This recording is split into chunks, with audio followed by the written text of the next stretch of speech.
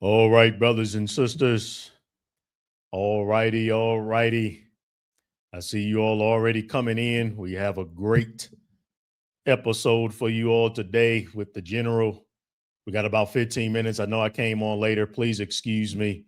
I just came back from the organic pads drive. I'm exhausted mentally. Welcome, family.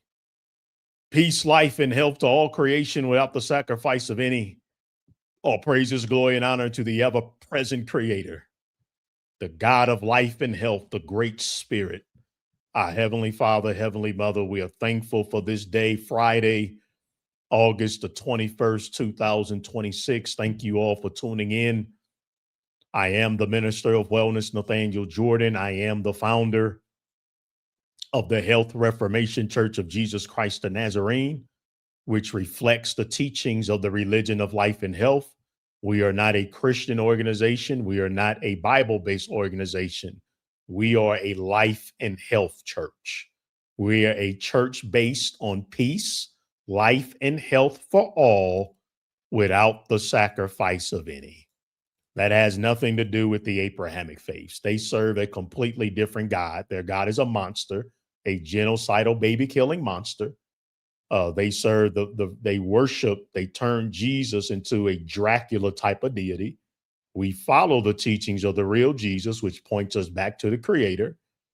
Okay. And they worship every word that comes out of a book written by vampires under the inspiration of the devil. Us at this religion, we cherry pick everything. Anything we read that claims to be divine or inspired, we cherry pick to see what is the message that is actually teaching.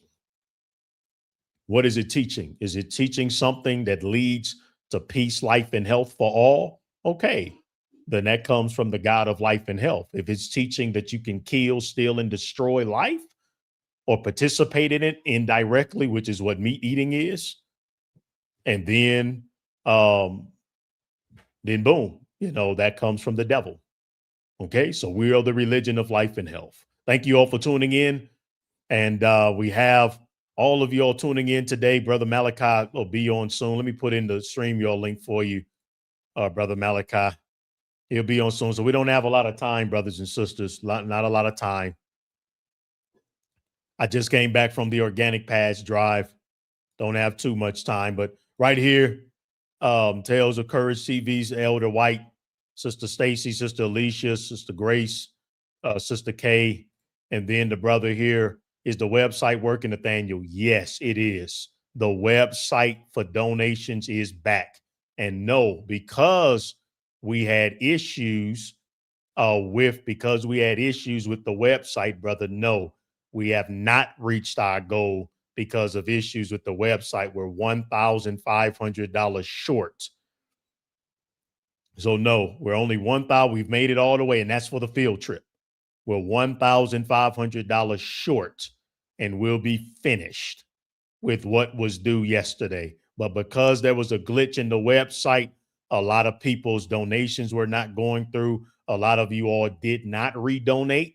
So please, brothers and sisters, redonate or donate so we can go ahead and raise the final $1,500. We did well. The past drive was today. We covered that. We did well. $4,000 goes to the basic needs of our orphans. Now the final $1,500 is due for our children's field trip. And that was supposed to be turned in yesterday. We fell $1,500 short. And a lot of that had to do with website difficulties. The website is back. It is fine. So please go, for those who prefer that method, go to the ministerofwellness.com/give, the ministerofwellness.com/give, and whatever you can do to help complete the $1,500 balance for our children's field trip, please do so immediately, as this was supposed to be done yesterday. All right, brother. Oh, I was going to say, is Malachi? You're cutting out, brother. What was you asking about, Malachi? Well, I don't know if you saw the comment, but he's mentioned he's been vegan 5 years. Yeah. I've been doing almost 40. So I was going to say before it starts, if he has any questions he'd like to ask about, Yeah. I'd be happy to answer them. I'd be happy to answer them for him. Well, let me take Oh, you back to my yes. garden and everything. Yeah, let me take you back and show you the garden. Yes. I've done some harvesting, and if you so you're going to, but I'm now starting on my third. I'm now starting on my third tomato flush. So I've already harvested 152 tomatoes. Yes. I've about 30, I'd say about 3 dozen, about 3 dozen lunchbox peppers. And let's see what else. You've got a couple of tiny strawberries growing. And let's see. And I've also harvested about a dozen zucchini right now, too. Here, let's take a look at everything. You can see it. Yes, sir. We're getting to the end of, well, this will be the third flush of tomatoes. I've got about 2 dozen. Okay. Well, here, let's take a look at it. Yes, All doing more right. grass here. As you can see on my squash plant, got Oh, a yeah. new, see that down there? The squash Mm. is growing. Yep. Nice canopy. You see the tomatoes there. Got a few new ones coming in. They've been Yeah. harvested. Okay. Here's the pepper plant. As you can see, it's looking quite good.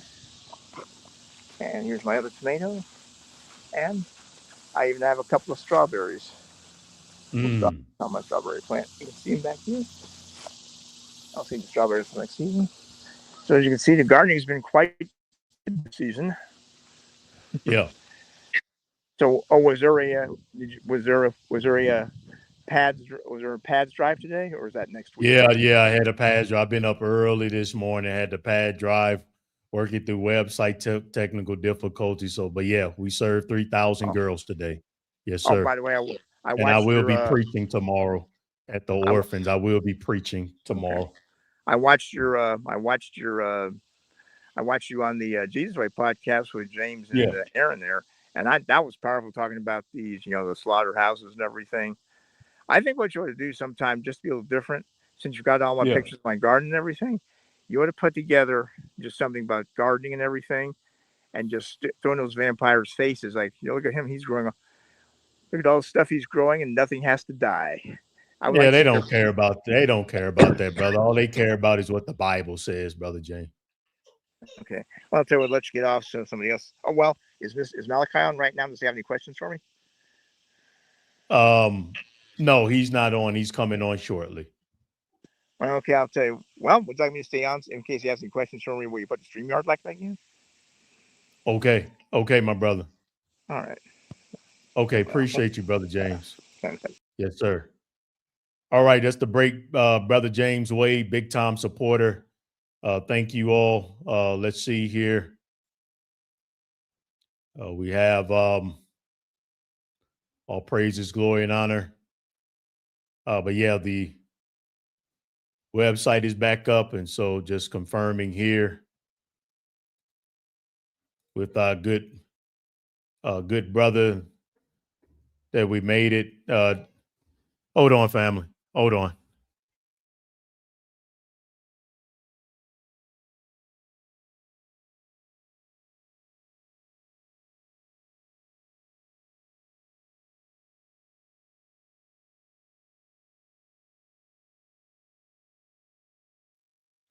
Okay. Sorry about that, brothers and sisters.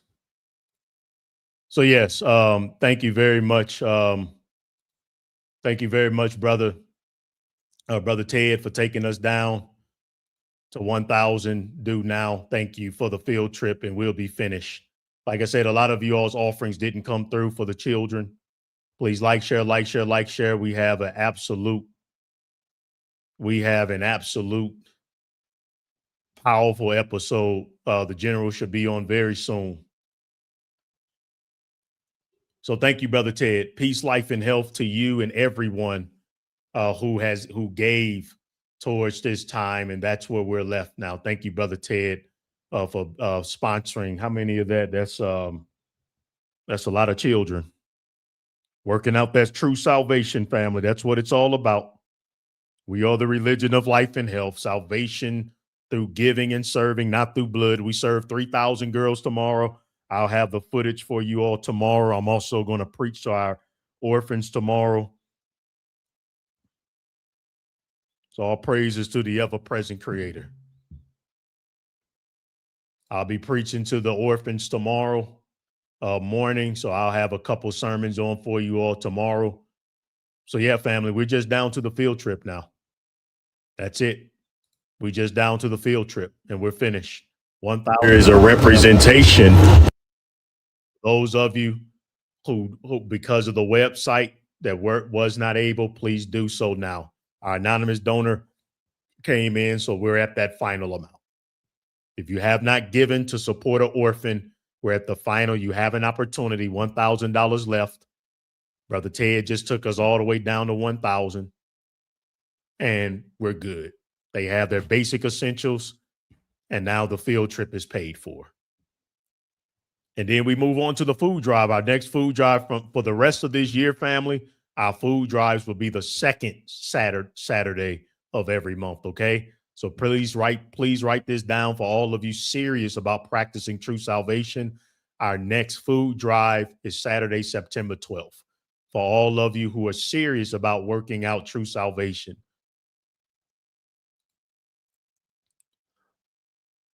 Shalom, brother Yaakov. Yes, brother Yaakov from Australia. 12.6 kilometers up 2 mountains yesterday. Wow, in preparation. Okay, you trying to do a 20K mountain run. Woo! My brother's on the warpath. Okay, brother, I'm preparing for a marathon October 28th. I'm preparing for a marathon. Hey, brother. Oh, Mr. Webb, I'm sorry for making sure I'm brief. Don't forget the food drive 2 weeks from now, right, sir? September the 12th will be the food. We're moving it for the rest of this year. It'll be the second Saturday of every month now, the second Saturday for the rest of the year. So the next one is September the 12th. Okay. I'm making sure, because my birthday is September the 10th. And keep me in prayer, Doctor. I'm sorry, Mr. Webb. I fell today, Mr. Webb. I walked 4 miles today, sir. Oh, I'm sorry, brother. I'm glad you walked. Sorry about the fall. Yeah, so it's just a little bruise. So I walked 4 miles from this, and I came back. So it's just a little bruise, sir. So thanks for praying, because it could have been worse, Mr. Weather. Yes, it could have.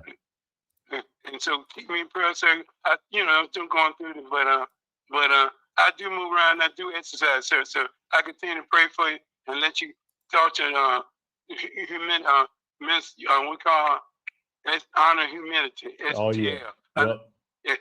And so I'm gonna let you talk. And I like his music, Mr. Weldon. Yeah, brother. Yeah, brother Malachi. So it's a blessing. I'll be listening to his music too. Oh yeah, that's good. So I'm gonna let you go, because God people, sir. Okay, my brother. Good to hear your voice. Okay. All right. Bye-bye. Yeah, the next food drive will be September the 12th, brothers and sisters. The next food drive, please write that on your calendar for those of you serious about practicing true salvation. The next food drive is September the 12th. Thank you, Brother Tony. So please keep that in mind. And yeah, that's powerful, brother. I'm training to run a marathon myself. So yesterday I ran 23. I did 23, 24 kilometers, and I'm going to attempt to do 30. Brother Ruben, please keep me in prayer. I'm back in the hospital and another accident happened. Wow. What in the world is going on, brother? Sorry to hear that. Let's keep our brother in prayer.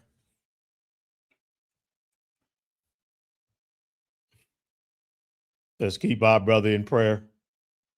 Sorry to hear that, my brother. We'll definitely keep you in prayer, brother. Matter of fact, I need to pray now. Anybody else have prayer requests? I have not even prayed us in yet. Does anybody have a prayer request?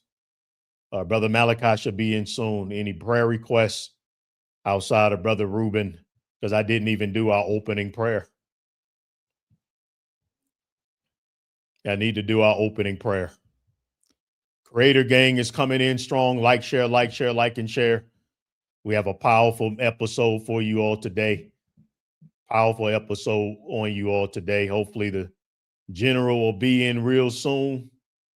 Let me say a word of prayer to open things up. Ever-present Creator, Great Spirit, we thank you for an opportunity to worship you in spirit and in truth, to defend your righteous character, to defend who you truly are, a God of life and health for all creation without the sacrifice of any. I pray that you speak through me and especially Brother Malachi Maccabee of Honor and Humility STL as we seek to honor you by unapologetically defending you against these wicked false deities of blood and death. Forgive us of any sins we thought, said, or done, or did not do that was unpleasing unto you. I say prayers for Brother Reuben, that you will keep his faith strong through the turmoil, through the tests and the trials that we all have to go through to become our very best for you. I pray for him in a speedy recovery. I pray for Brother Ronald and a speedy recovery and all of us tuning in. And I pray that you richly and abundantly bless those who have given to support our orphans so they can continue to give more. Blessed be your name, for you and you alone are worthy to be praised. Hallelujah. Amen and amen. Please pray for my family finding rest in Caraco. I pray, ever-present Creator, for this unknown name who's asking for prayer for family. And I pray that we will be a light to our family, friends, and loved ones so they can come out of blood magic, so that their prayers are not hindered by the shedding of innocent blood. Hallelujah. Amen and amen. Brother Cosman, good to see you. And so, brothers and sisters, hit that like button, like, share, and share, because without further ado, okay, dog, without further ado, we bring in my brother, the General Brother Malachi Maccabee of Honor and Humility STL and the Creator Gang. Peace, life, and health to you, my brother.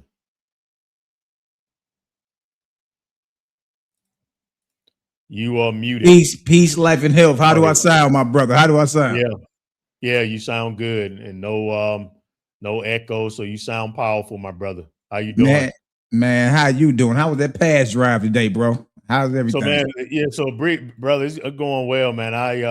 It was powerful today. We had 3,000 girls that showed up, and so very excited. It'll be some great footage tomorrow. I might just let that air for the Sabbath day, because the last few days I hardly got any sleep because of the website issues, which finally got fixed, brother. So okay. Yeah, we finally got the donation. So we only $1,000 down from completing the field trip for our children. So but that kept me up. But the pad drive went well, and I told those young ladies the truth. About because it was 3,000 young ladies, and so was very glad to see them. And then I got a message this morning when I had lost all hope, for Africa when it comes to veganism. I had a brother, 55-year-old Kenyan brother, out here in rural Kenya, Brother Malachi. He reached out to me and tell me that he has a government registered organization teaching veganism. Whoa. Yeah. Whoa. Yeah. And so I just got off a Zoom call with him, and he's worked he's a certified vegan lifestyle coach from a school in New York City. He has done events that were funded by the very prominent vegan society. Yeah, in all of my days, brother, I had given up hope, because remember, I've made statements like, man, you come over here and try to teach these Africans here to let go of the blood, they'll kill you. Yeah. And lo and behold, a 55-year-old African brother right here in Kenya, in the village. I ain't even talking about in the city, in the village, man. He said he ungathered over the last few years a membership of 262 where they in the schools, and they're very active with teaching protection of animals. He say the doctors, he say sick people be coming to him and it started with him, he say, because he was sick and his doctor told him not to eat meat anymore, and that's what started him. So that was a pleasant surprise that we have a a government sponsored vegan organization. So I'm gonna meet them and so forth, brother. And hopefully, if everything's on the up and up, this church can be a support, to that organization. So that was a pleasant surprise. Man, that's powerful, bro. Look, you're never alone, brother. I know at times we feel like it gets frustrating at times. We be like, man, ain't nobody listening. What the hell is going on? I know you reached out to me yesterday and told me about a 77-year-old mother down in Arkansas. Yeah. That remember you was telling me about that yesterday, and I was like, bro, that made me feel so good because man, it's like pulling teeth for the certain folk out here, man. Yeah. You know what I mean? Like just to get them to see some type of light, it's almost like you got a WWF, jump off the turnbuckle and rumble with somebody around here, man. Right. Let me be specific. So people understand it. We talking about a 77-year-old white elder, elder sister, 77 years old, and had a deep Southern accent from Arkansas. And she was. I follow Malachi Maccabee. We doing the Creator. We with the Creator. Oh man, if somebody would have told you that 15 years ago, you would have been like, man. Ain't no way in the world. Ain't no way in the world, boy. I'm too radical for folk at times. So just to hear that, bro. And at the time, when you sent that to me at the time, I was feeling some frustration. You know what I mean? Because I be at war with these sippy cup Hebrews all the time in the back. Like when I ain't doing this with you or putting together some classes and lessons or studying, I'll be at war with these sippy cup, rebellious, renegade Hebrew Israelite brothers, whom I love. You know what I mean? I spent a lot of time waging war over that way, So I got to shout out to my brother Daryl Cosman. I talked to him yesterday. He was like, man, Mally, this really all about you. I said, bro, I got a lot to clean up, man. Like I spent a long time representing that false God over that way, man. You dig? Preparing Passovers and street corners, and a lot of people in the chats over that way. I done baptized and you know what I mean. And bro, it's a lot. You know what I mean. I done raised men up in this. I know their children. Their children still call me Uncle Mally, and it's a lot. So I take responsibility. I have a huge mess to clean up. It's huge. And that's why I go so hard. Like I was telling Daryl last night, I say, look, man, I can say this. The whole time I was involved in all that, I'm very sincere. But the moment I found out we were going the wrong way, I stopped the bus right then and there. I didn't act like, I didn't act like I didn't know we was lost. I stopped right there. You know what I mean? Get off at the next exit, hit that U-turn, get back on the highway. We going the wrong way. The hell is we doing? I'm not the type to act like to find out we're going in the wrong direction and then, well, if ain't nobody else said nothing, I ain't gonna say nothing. Hell, let's just keep going the wrong way. No, I turned around immediately. You feel me? And gave anybody the option. If you want off, you can get off now. But I'm going back the other way because we were doing something wrong. You dig? So the whole time I was sincere. It's just I'm the type of brother that can't unring the bell. Once I see something, then that's just what it is. It's like, bro. And I'm not gonna act. I'm not fake. I'm not gonna act like I didn't see that. You know what I mean? So that's what it is, man. So like you said, man, it's gonna take all the way until you like in your 70s for them to get over that you made a transformation. Some of them won't until they on while the time that they on this earth, they just won't be able to accept it. I once great general, who was leading us, with this satanic book, had a radical transformation. To them, man, it's like the sky turning red. So it's just it's something. And then, like you said, this sister that got some live stream scheduled, talking about exposing me and Yaki again. This just the brothers in the chat know her. Y'all know Naphtali, Daryl, Cal, Abia. Y'all know Naphtali used to be with FOPE. We don't even hear from them no more. After we bombed their platform, they basically shut their channel down. We don't even hear from Quanaf and Shorsham and KJ. We don't even hear from them no more at all. You know what I mean? So yeah, Naphtali plans on doing a live stream on the 23rd, y'all.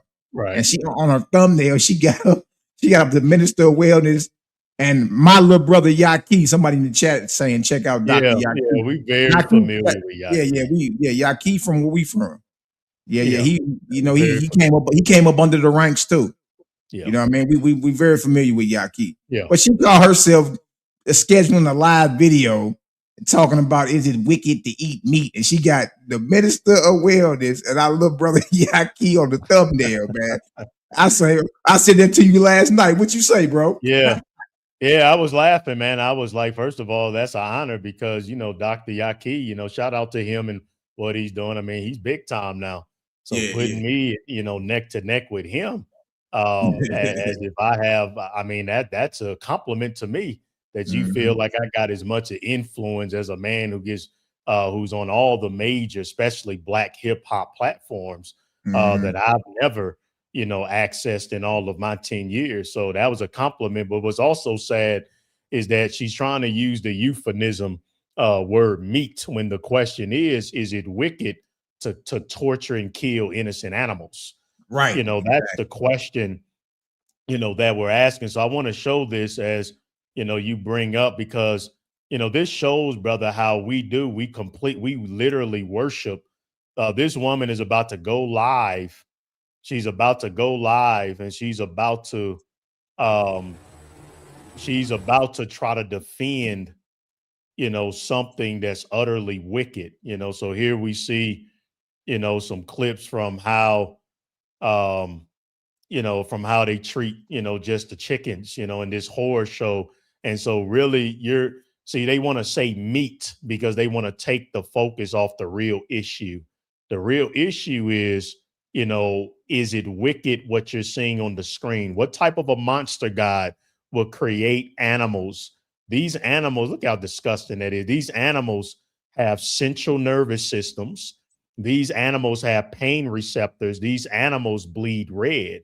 So what type of a monster will create animals who have the extreme ability to feel pain like us, Brother Malachi, but then give us the right and the authority to torture, kill them just so we can eat their flesh? This is what we're saying is wicked. It's wicked to kill the innocent. So why would you do a live stream, Sister Naphtali? Why would you do a live stream defending this type of monstrosity? Look at this horror.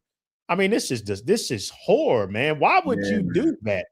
I mean, she's doing it because her God is a monster, because she's a monster. And that's what you're doing. You're going on there, I mean, asking the question of, is this wicked? I mean, how wicked do you have to be to even ask that question? So she's actually, this woman is actually going to do a live stream to try to show that love for animals and compassion for animals, and saying that this is evil. She's saying you all are evil for saying that evil is evil. And all because of a stupid book. Yes. All because of a stupid book. Brother James Wade, we don't have time to bring you on, brother. We got to get to our presentation, my brother.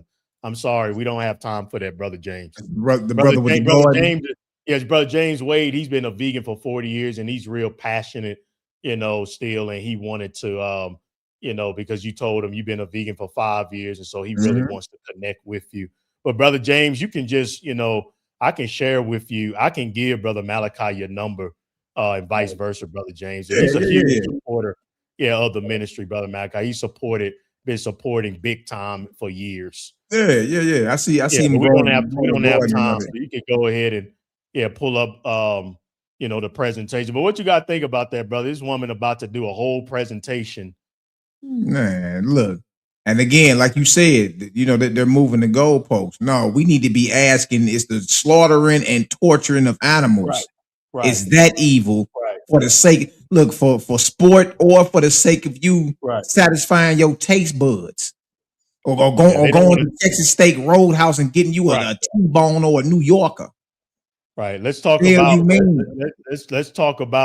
let's talk about how it becomes the animal flesh first.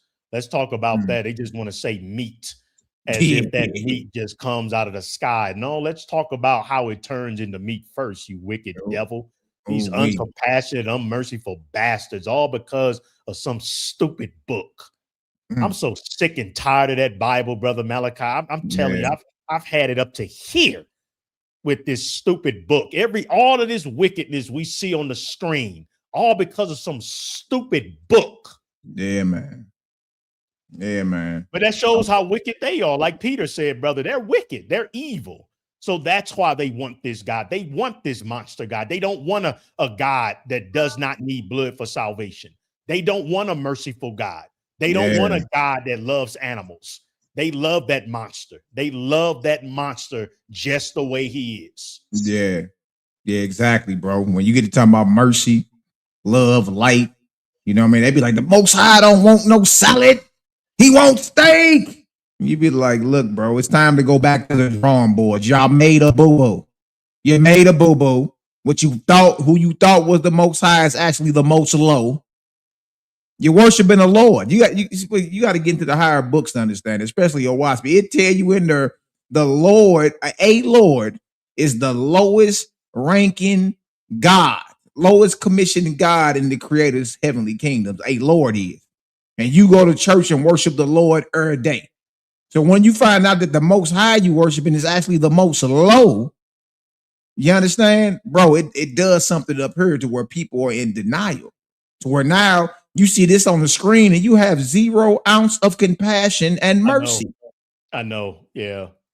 Yeah. What an evil. I mean, Sister Naftali, let me tell you something. If you tuning in, you one of the reasons why I don't do the pro-black stuff no more.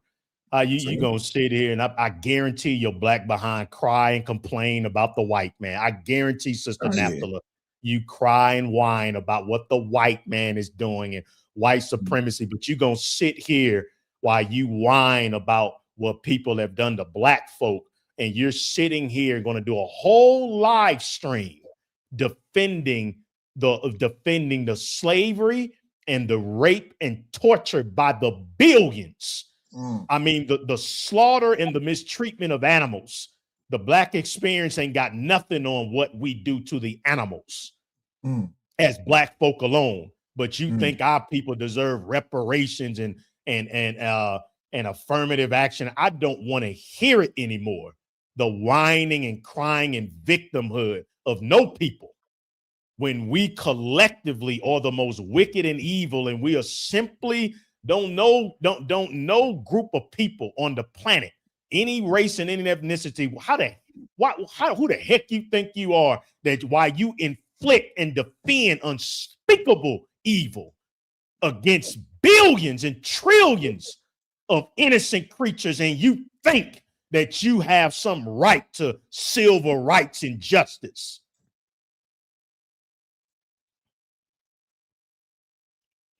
Can't be holy chewing on dead flesh, brothers and sisters. Can't be set apart and understand the mysteries of the kingdom with dead flesh in your throat. Look at this. This is evil. Yeah, this is. And see, look, he's trying to wring his neck. The Bible tells you to wring the neck off. He's trying to wring the neck off. Yeah, the Bible talk about that. Sister, right, and this sister and black folk, the kings and queens of victimhood idolatry, just whine from sun up to sundown, and we are some of the biggest participators in the slavery of those who can't speak for themselves. Yeah. You talking about the transatlantic slave trade, man? Let's talk about the animal slave trade. See, we don't want to talk about that. And like we know, brother, all races and ethnicity, we've all enslaved each other. The transatlantic slave trade was probably been repeated thousands of times over. Especially when you don't believe that idiotic Harry Potter book called the Bible, that the earth is 6,000, when you believe, like the Oashby teaches, that we've been going, the evil human race been doing these things for tens of thousands of years, brother. That shows you ain't nothing new under the sun. No, it's I not. guarantee you every single race at some point has been subjected to the exact same type of slavery that we were subjected to in modern times. We have all, and got on a ship to get there. Yeah. This ain't nothing new. You dig? This is not nothing new. And then you got court records in Virginia of Anthony Johnson and them. That's the man. Look, this is a black man who was a slave master who sued in court to make another black man his slave for life, and he won.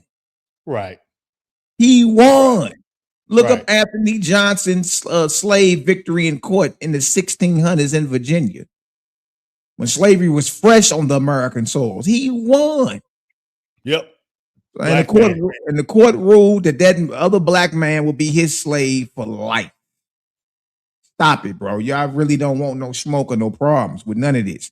Stop crying when you the biggest participants in the slaughtering of the creator's creations. You know what I mean? World's over. I mean, if you pull up the animal kill clock right now, it's over. Look at what's happening right here. Yeah. Look at this.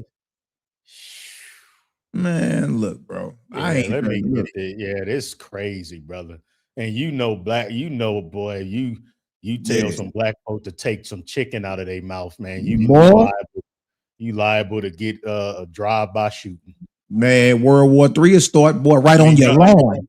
I mean, brother, I guarantee in North County, St. Louis, or North City, St. Louis, brother, you could probably walk around in a circle, and how many meat shacks, death shacks, Chinese restaurants. Oh man, stop it, bro. Just a circle. Bro, Miami Chicken Grill, St. Louis Fish and Chicken. Listen to me. It's chicken joints on every corner. Yeah, the black folk eat chicken. We eat Yardbird. Believe that and know that. You know what I mean? And cheeseburgers. You dig? Ooh. It's still people out here. It's still people out here, brother Nathaniel, eating swine, eating pork and all type of stuff. Bro. Right. Yeah. So listen, family, our point is that we all won in this. As you all see here on the screen, as we get into the presentation, we all won it. Oh yeah. Remember, Sister K. Yeah. Remember the Popeye's chicken sandwich, black folk killing each other like dogs over a chicken sandwich. Man. A sandwich that comes from the body parts of dead animals, the dismembered parts of dead animal. But I mean, they serve a monster god that allowed a man to burnt offering his own virgin daughter. Ooh. So how are these worshipers of this false deity gonna care about some chickens? Yeah. Making a whole presentation off of that it's evil for us to love animals more than the creator of animals. But that's because your God is not the creator of animals. Your God is a damn devil. And that's what we're about to go. That's what we're about to go in to right here. So we all won. So welcome, brothers and sisters of all races, all ethnicities, all tribes. We don't do that stuff here. We all together. We all have been equally wicked against each other. And we're given the same message on how to practice salvation, peace, life, health for all without the sacrifice of any. That's right. That's right. So let me go ahead and pull this up. You all like, share, and share. And let's go ahead. Let me give the way to you, my brother. All right. Well, y'all see what we got up on the screen. Baal, El, and Yahweh or Yahweh or Yahuwah, however you saying it. Right? Did ancient Israel inherit Canaan's gods, names, and sacred traditions? Oh, brother Nathaniel. Somebody gonna be mad today, boy. I guarantee it. Somebody is gonna be mad today, but got the thumbnails popping. Look at that there, boy. Look at that there. Temple of Baal on the left, Temple of El on the right. These are Canaanite gods. No matter if somebody try to say, El just mean God. El is an actual God. It's an actual deity that was worshipped in Canaan. We're gonna prove that with Bible. By the time Abraham got into the land of Canaan, El was already being worshipped. There was already an established priesthood to El and Baal and all this madness. The hidden origins, brother Nathaniel.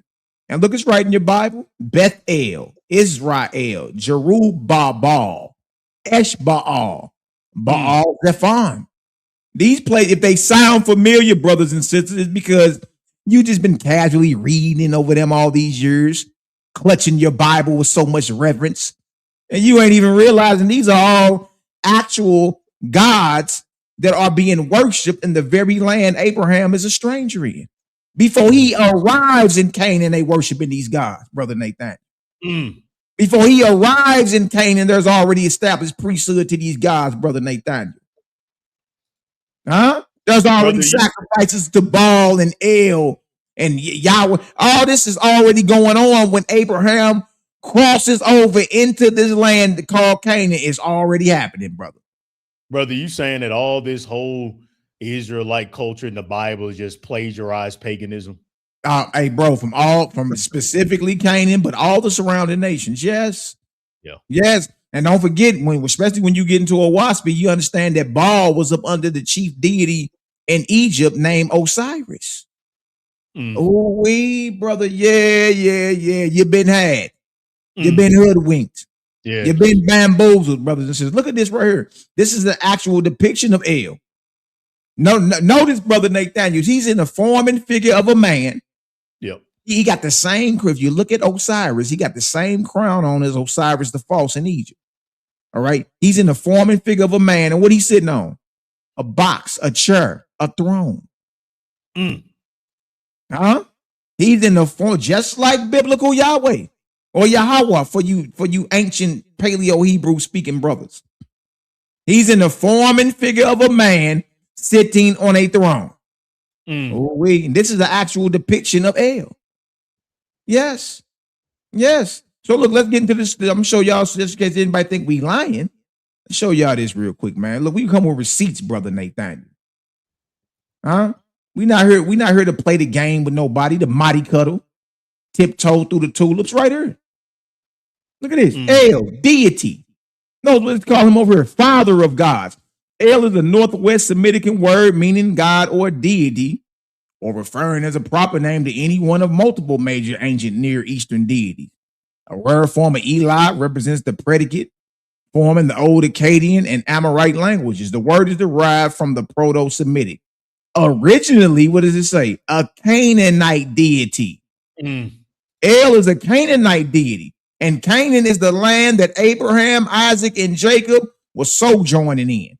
The very land that the Israelites took over and started killing men, women, and children when they left Egypt. It's the land of Canaan. Canaan already had her gods. Canaan already had their priesthoods. Canaan already had their temples, sacrifices, all of it by the time the Israelites even arrived as a nation.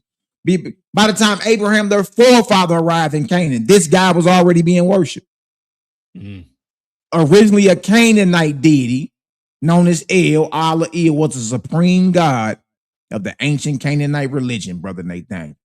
Some scholars like Ignace Gelb and Frank Moore-Cross speculate he may have also been the supreme god of East Semitic speakers in the early dynastic period of Mesopotamia.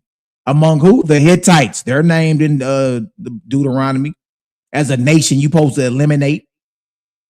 Right. El was known as El Kunrisha, Hittite.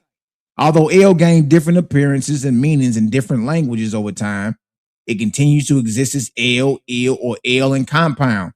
Proper noun phrases such as Elizabeth, Israel, Mikael, and Bethel sound familiar? Yep. Most of which are theophoric given names. El is often described as the father of gods, Brother Nathaniel. Father of the gods and the creator of humanity. This guy right there, this sloped head monstrosity they're trying to say is the creator. The creator, El. Look at this, brother. That's why I say stop tripping off the names. Only look at the character. Right. Because you'll get thrown off quick. Hold on. They think we about to let them off the hook, Brother Nathaniel. We ain't let nobody off the hook. Let nobody off the hook today. It says right here. El is often described as the father of the gods and the creator of humanity. El had many epithets, including Bull El the king, and father of mankind, reflecting his authority, wisdom, and paternal role. One of many models proposed that over time in Israelite religion, What? Yahweh absorbed many of El's characteristics. Look at this. Look at this. Gradually merging their identities through a process. Scholar Francesca, I don't even know how to pronounce that last name, called pantheon reduction. Look at this, brother. Look at this. Now look at this. We're gonna go over here. We're gonna focus on this picture right here. Look at what this says. All right, this is a Gildas statue of the El from Ugarit. We're going into the Ugaritic literature today.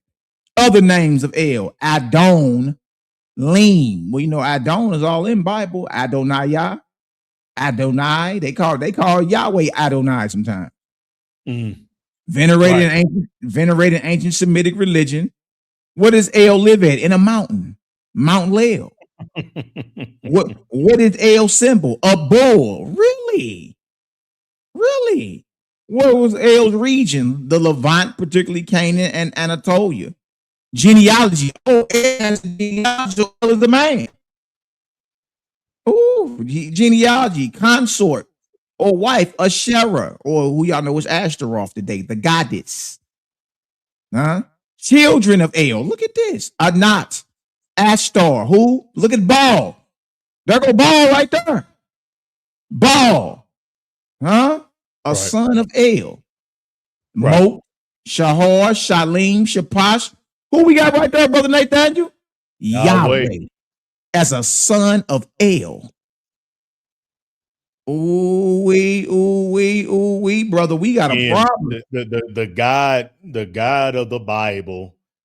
The God of the Bible, his issue with the other surrounding tribes is that they worship many gods, whereas the demon God of the Bible is saying, you all just worship me alone. Give me your blood alone.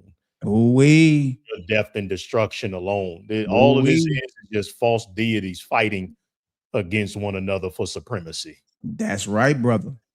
Now look, it gets worse, brother. I know you heard me say that a lot. It gets worse. Thank the Almighty Creator that we've been freed from the Matrix, brothers and sisters. Yes, because it gets worse. These are the deities and gods you've been fighting over and scrapping over and rejecting your family over. You dig? And becoming a racist and a bigot over these guys. Now look at Yahweh. We just read where Yahweh is a possible son of El, a brother of Baal. So that means Baal is your uncle. If you a follower, if you a servant of Yahweh, Baal is your uncle. You might as well call him Uncle Baal. That is crazy, bro. Look at this. Look at this. Yahweh. Now everybody think ain't no image of Yahweh out there. There he is right there. Boy, that's the image of Yahweh. And look at that. He's in shape and form and figure of a man. And what is he sitting on? Some type of chair, a wheelchair look like. Look at that with wings on it, Brother Nathaniel. Look at that. Yahweh got a shag, got him a Kango on. Boy, Yahweh may have been black. I don't know, Brother Nathaniel. Look at him. The old black man with woolly hair, like what the Hebrew Israelite terrorists believe. Boy, look at that right there. For any of y'all that know the Paleo Hebrew, it read from right to left. That's the Yod right there. That's right above. That's on the bird's back. That's the Yah, the Yod. Next to it is the Ha or the Hey. And on the left side over here is the Y. So that says Yahweh, Yahu, Yahweh. It's right there. This is in archaeology. This is an image of the biblical Lord or Yahweh or Yahweh right there. There he is. Your God has been seen. And Sister K said they always sitting on their butts, but then has the nerve to rest on the seventh day. When according to them, they just sitting on the throne all day and then just spoke everything into existence. So what the hell you need rest for? Yeah, man. Exactly. Look at this. None of this stuff, like you say, brother, it just keeps getting weirder and weirder. It does, brother. Look at this, y'all. Yahweh or Yahweh. Because people act like today because you say Yahweh and not Yahweh or pronounce the name how they pronounce it, Yahuwah or Yehovah or Yahweh, that you talking about a different one. No, the characters and the behaviors and the overall moral character is the same. We talking about the same one, no matter how you pronouncing it. Jehovah, whatever you saying. right? We focus on character and behavior over this way. Yep. Right? Yahweh or Yahweh was an ancient Semitic deity, brother Nathaniel, in the southeastern ancient Levant that became the national god of the Iron Age kingdoms of who? Israel, Samaria, and Judah. Although that, look, and knows what it said, and that became. That became, brother Nathaniel. That means there was a time when he wasn't. These are not the creator. You men been getting your kneecaps dusty, bowing to a monster god, praying in your prayer breath in reverence to these deities, and these ain't nothing but decrepit old men who have been deified as the creator or God, pump faking like they the Almighty. These are not the creator at all. Right. What you mean that became the national God? So there was a time when he wasn't then. Although there is no clear consensus regarding the geographic origins of the deity, most modern scholars no, he's called a deity. The creator is not a deity. Most modern scholars favor a southern origin hypothesis. The worship of the deity goes back to at least the early Iron Age and apparently the late Bronze Age. Look at that, brother Nathaniel. See that? So we'll you know, so that I just wanted to show y'all that. You dig that? Look, this is right in history. We ain't making none of this up. Yep. This stuff is right in history.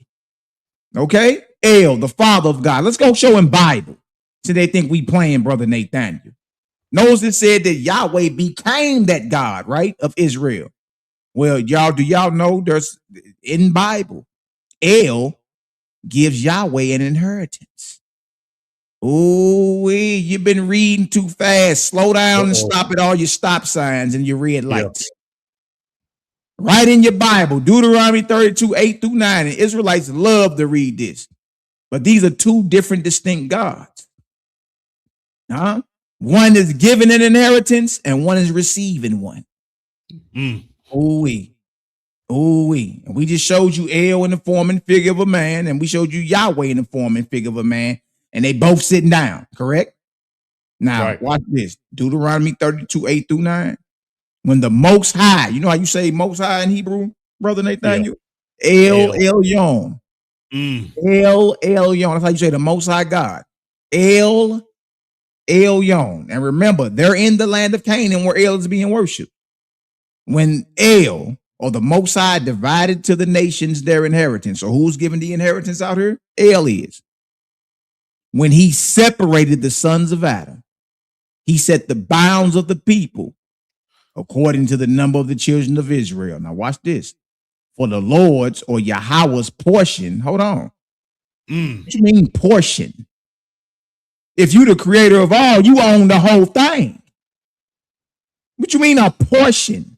Boy, this is deep. I hope you all paying attention. This is some heavy stuff. Yeah, if Yahweh or Yahweh is the Most High, what do you mean he's receiving a portion of something? For Yahweh or Yahweh's portion is his people. Look at this, brother Nathaniel. Jacob is the lot of his inheritance. So let me ask you something, brother. We got El giving out an inheritance, and we got Yahweh or Yahweh receiving an inheritance. Who can give the Almighty Creator an inheritance? Who? Man, that's crazy. No one. The Most High is the owner, possessor, and creator of all. And when I say Most High, I ain't talking about El of Canaan. I'm talking about the creator, the God maker. And Israelites are running around here saying Yahweh or Yahweh or Yahuwah is the Almighty Creator. So my question to all y'all, you and all you Israelites and all you Christians, how in the hell could your God, who you call Yahweh or who some call Jesus, receive an inheritance and still be the Almighty Creator? So is this why he gets jealous? Because he's protecting his inheritance. So this is why the monster God of the Bible gets jealous, because he's trying to protect what was given to him. And people like the elder is saying, and shout out to all of you all tuning in. Brother James Benefico is in the house, and you know it's very clear. Like you said, you got to go behind the Hebrew. The Most High El Elyon is different. These words were formulated differently on purpose so you can know the distinction. This is not the same deity. The Most-High YAH divided the nations, and the nations that he gave to Yahweh, the monster god of the Bible, was Jacob.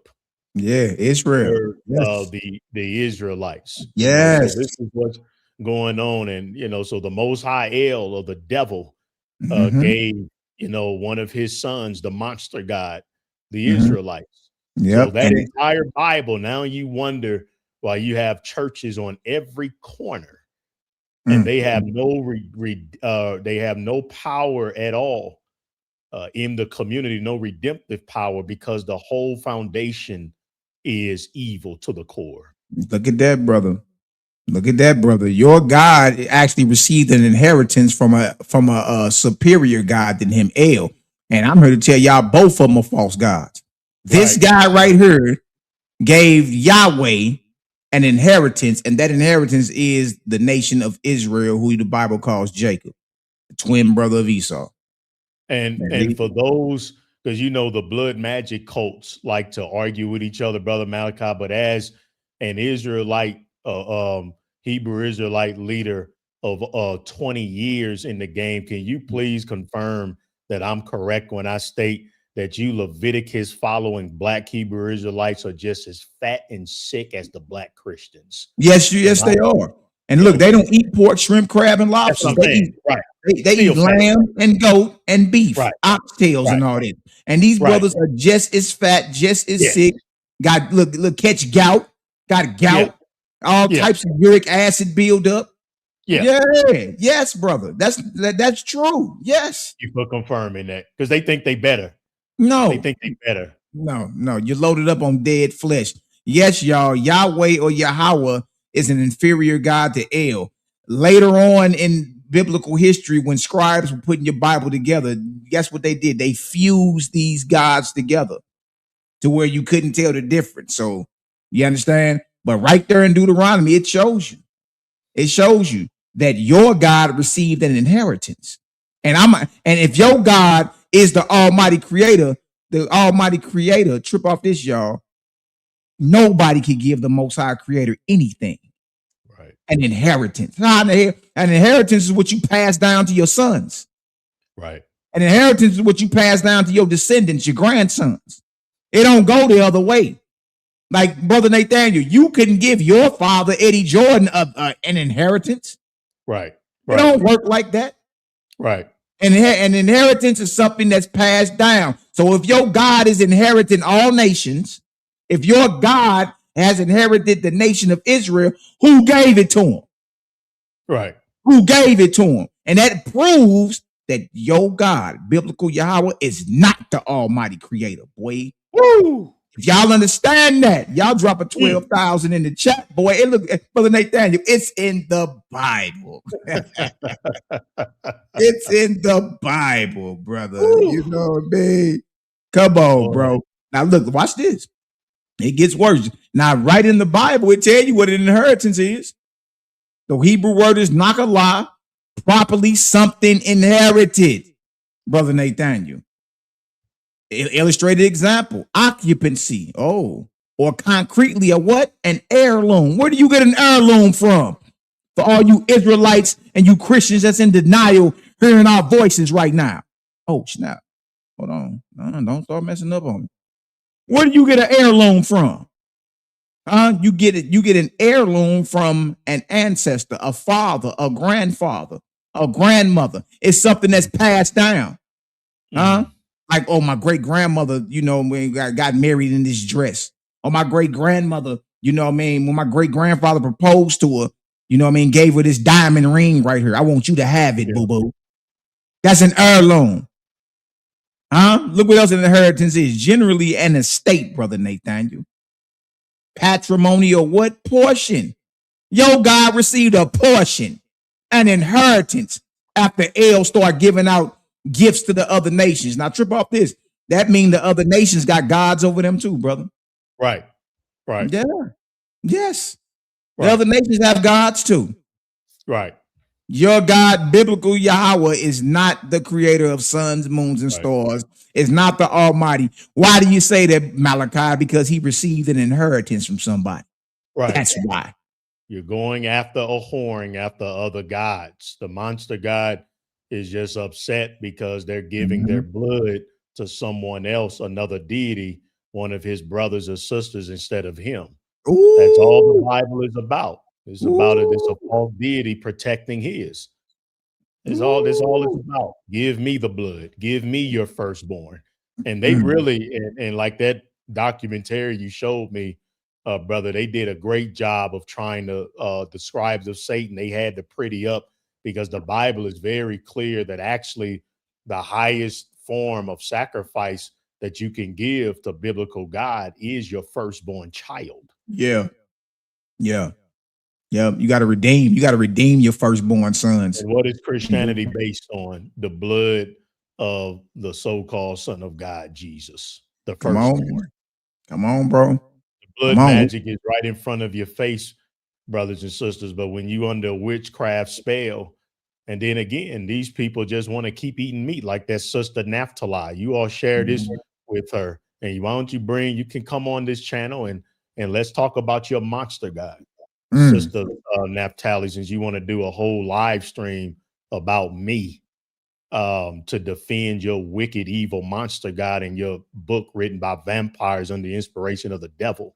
Come on over here and defend your baby killing monster. And I bet you she'll slip up and show how wicked she is, because I guarantee that sister will support every passage of genocide against babies. Probably wouldn't even wink at it. Yeah, absolutely. But as soon as something happened to one of her children or something, raising all type of hell and you're unmerciful, uncompassionate bastard. But like Brother Malachi just said, if a deity inspired some psychopath to go put a sword through your children, then you be sitting there crying to the so-called white police to lock him up. But you gonna sit there and defend. But you gonna sit here in the Bible and defend your monster God putting swords through newborn babies. You uncompassionate, unmerciful bastards. Come on, man. It's time to slow down and think. Put your thinking caps on and go back to the drawing board. You dig? You've been duped. The whole Bible is a trap. The Bible ends with the kingdom of heaven on earth, y'all, and it is a box. It is a golden cube, Yahweh up in there with Jesus at his right hand, and the box is no bigger. The box is half the size of the current United States of America in square mileage.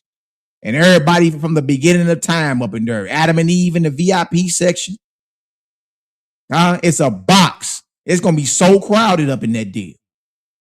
You understand what I'm saying? You can escape the trap by choosing the creator today. A false god's job is to capture your soul. So when you cross over, guess what you can do? You can augment and add to their kingdom. As a slave, you going back to the cotton field. Yeah, the false gods are slave masters. Yeah, they're slave masters. The creator, there's liberty with creator. We're not slaves to the creator. The creator gave liberty. And because he gave liberty, you are responsible for all that you are. Your rise and your fall. You understand? Now watch this, brother. Generally, an inheritance is generally an estate, patrimony, or portion. And like our elder mother just said, if he only got a portion, that's all he got. He ain't got the whole thing. He don't own all. Heritage to inherit, inheritance possession. Now watch Israelites be in denial about that. Your God, biblical Yahweh, is a demon. And he drip off this. And he received an inheritance from a God that's higher than him. And that inheritance is you so-called Israelites.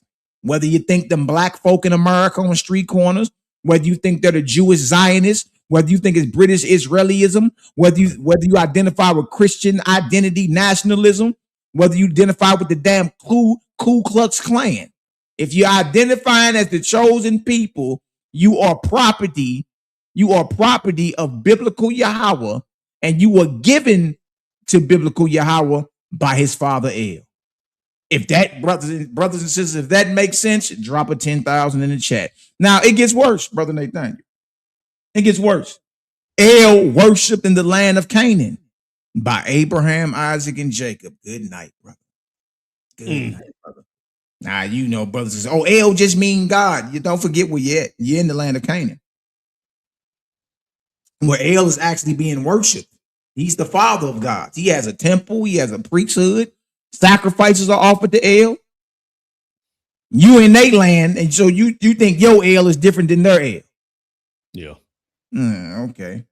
Even if that were true, let's read. Genesis 14, 18 through 20. We all know about Melchizedek, right?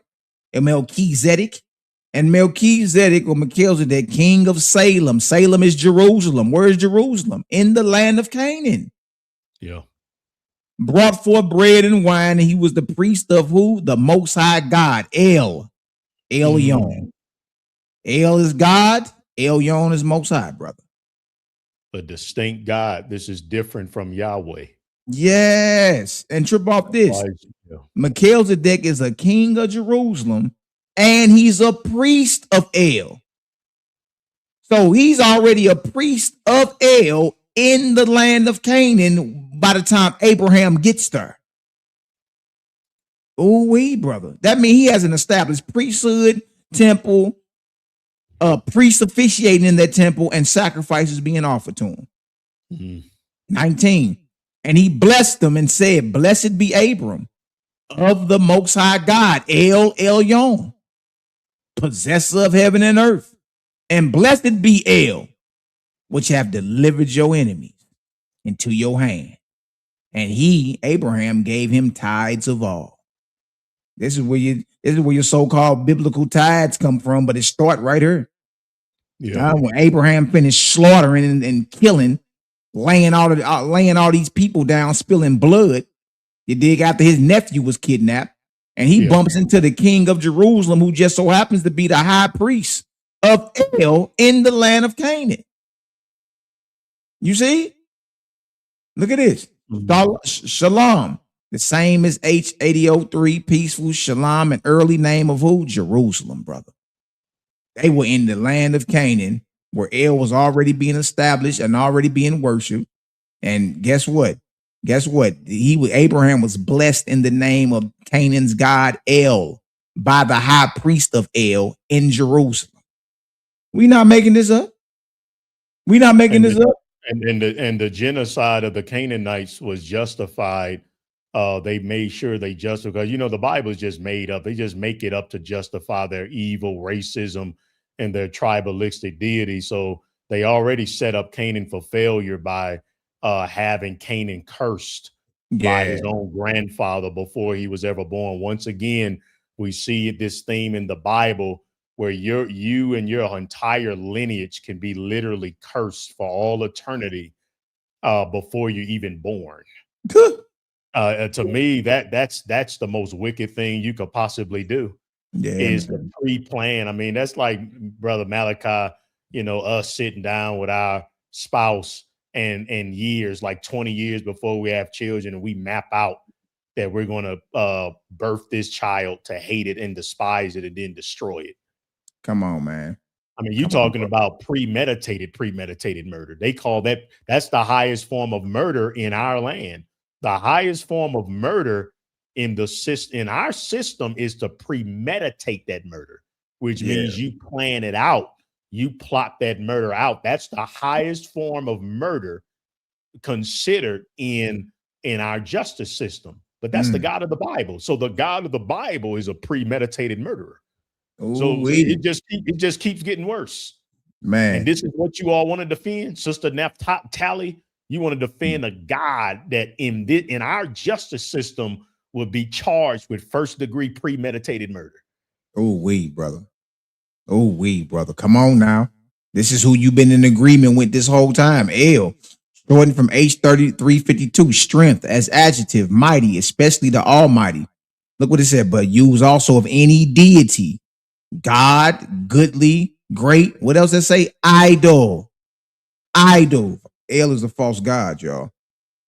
Mighty one, power strong. Isaac blesses Jacob in the name of El. After Jacob tricked through his mother Rebekah, tricked Esau out of his birthright and his inheritance, Isaac blesses Jacob in the name of El. Genesis 28, 2-4. Arise, go to Padan Aram to the house of Bethuel, thy mother's father. So that means that's your uncle. And take thee a wife from thence of the daughters of Laban, your mother's brother. Oh, so you about to go take your first cousin's the wife, is you? Yes, y'all. Jacob had wives in the Bible named Rachel and Leah, and they were his first cousins. They were the daughters of Laban, the biological brother of Rebekah, his mama. Yes, they're laying with first cousins in Bible. Yes. Yes. I know an Israelite, a goofy Israelite years ago, soy boy down in Atlanta, and another boy that's part of the Boy Scouts of the Army of Israel. They made a video called "Kissing Cousins" because they wanted to say it's lawful for you to lay with your cousin today, especially your first cousin, because they were attracted to their female cousins when they were younger. And when they read the Bible and said, hold on, Jacob had some wives named Rachel and Leah, and them was his first cousins. Oh, I can't have sex with my cousin. Go sit down somewhere. Now look at this, verse 3.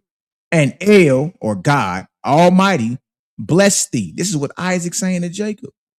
After Jacob tricked him. And El Almighty bless thee, Jacob, and make thee fruitful and multiply thee, that you may be a multitude of people. And give thee the blessings of who? Abraham. Because remember, Abraham just got blessed by the high priest of El. You see? So the blessing them passed from Abraham down to Isaac, the blessing of El. Now it's passing to Jacob. See? Give thee the blessing of Abraham to thee and to thy seed with thee, that you mayest inherit the land of Canaan, wherein you are a stranger, which El gave unto Abraham. Look at that. Look at that. What we talking about, Brother Nathaniel? Jacob erects altars to El in the land of Canaan. What is we even talking about her? Genesis 35, verse 3. And let us arise and go up to Bethel, meaning the house of El, the Canaanite god. And I will make there an altar unto El. See, this is Jacob. Jacob makes an altar to El.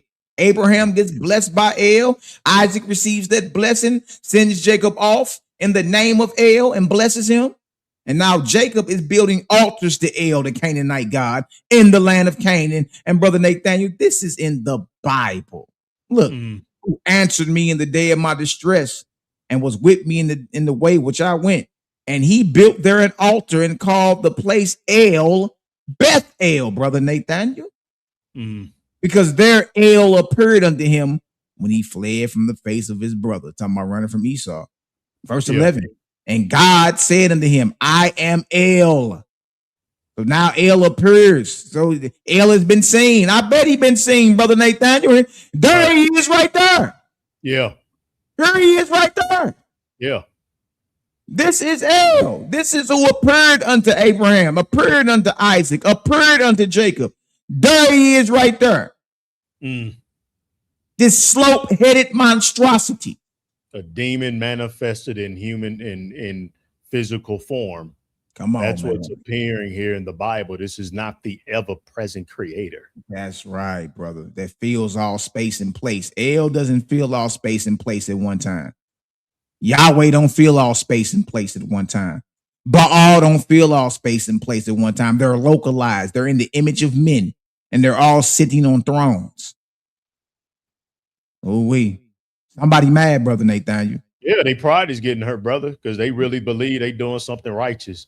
You doing all these feast days, keeping the Sabbath and Shalom Ak and Yahisha. You got your fringes down, and all you doing is a plagiarized pagan ritual to a false deity. That's all you're doing. That's all you're doing. You wasting your breath, and the universe tells you wasting your breath because, like you said, you sitting there blowing the trumpet for the Feast of Trumpets, and your big fat stomach is you can rest the trumpet on your stomach. It's so big. So nature, Mother Nature, is trying to tell you that what you doing ain't producing no health and life results. I remember I had a 300-pound black Hebrew Israelite when I was, trying to argue with me about wearing a hat. I ain't supposed to cover your head. I ain't supposed to cover your head. Man, shut up. You 300 pounds, brother. Put the burgers down. I mean, I mean, the Bible has this ability to have you arguing about the stupidest thing. I mean, you got IUIC out there looking like Power Rangers. Yeah. And they literally sitting there telling people they going to hell over a beard. Yeah. Over fringes. Like you got brothers that really say that you're sinning if you don't got these damn shoestrings hanging off your robe that you wearing. Your brother, you don't got on fringes. Sister, you don't got your head wrapped. All these trivial matters that have 0% to do with your spiritual progression. Has nothing to do with it. Even your fringes are not original. Your fringes, right? Well, they got examples of Persians wearing fringes. Oh, talk about it, brother. Bro, they got Egyptians getting circumcised. That you doing, that you clutch onto, claiming Israelite heritage is original. None of it. None of it. You got nations that was already circumcising. You got nations that were already wearing fringes. Preach. I'll wait till we get into these feast days and your temple set up and your holy of holies. Ain't that you niggas doing original? So how is your God set apart? How? Nothing's original. Woo. Not even your alphabet, brother. Not even the alphabet. When brothers be like, "Oh, brother, I speak the ancient Paleo Hebrew." Right. That's the same exact Canaanite script. Not the language, how they apply it to their language may be different, but the alphabet, how the letters are written, the Paleo Hebrew and the ancient Phoenician, it's the exact same 22 letters of the alphabet with the same names. Nothing's original. Nothing's original. Nothing's original. If you want to do something original, then how about love animals? Oh, we do something original, but how about not be an uncompassionate, unmerciful bastard? How about living a life of giving and serving? How about you do that? That's original for our evil species. All this other garbage you all are doing. I mean, it's the same old trope. That's what Brother Malachi is saying. Ain't none of it. Ain't none of it in your Bible original. None of it.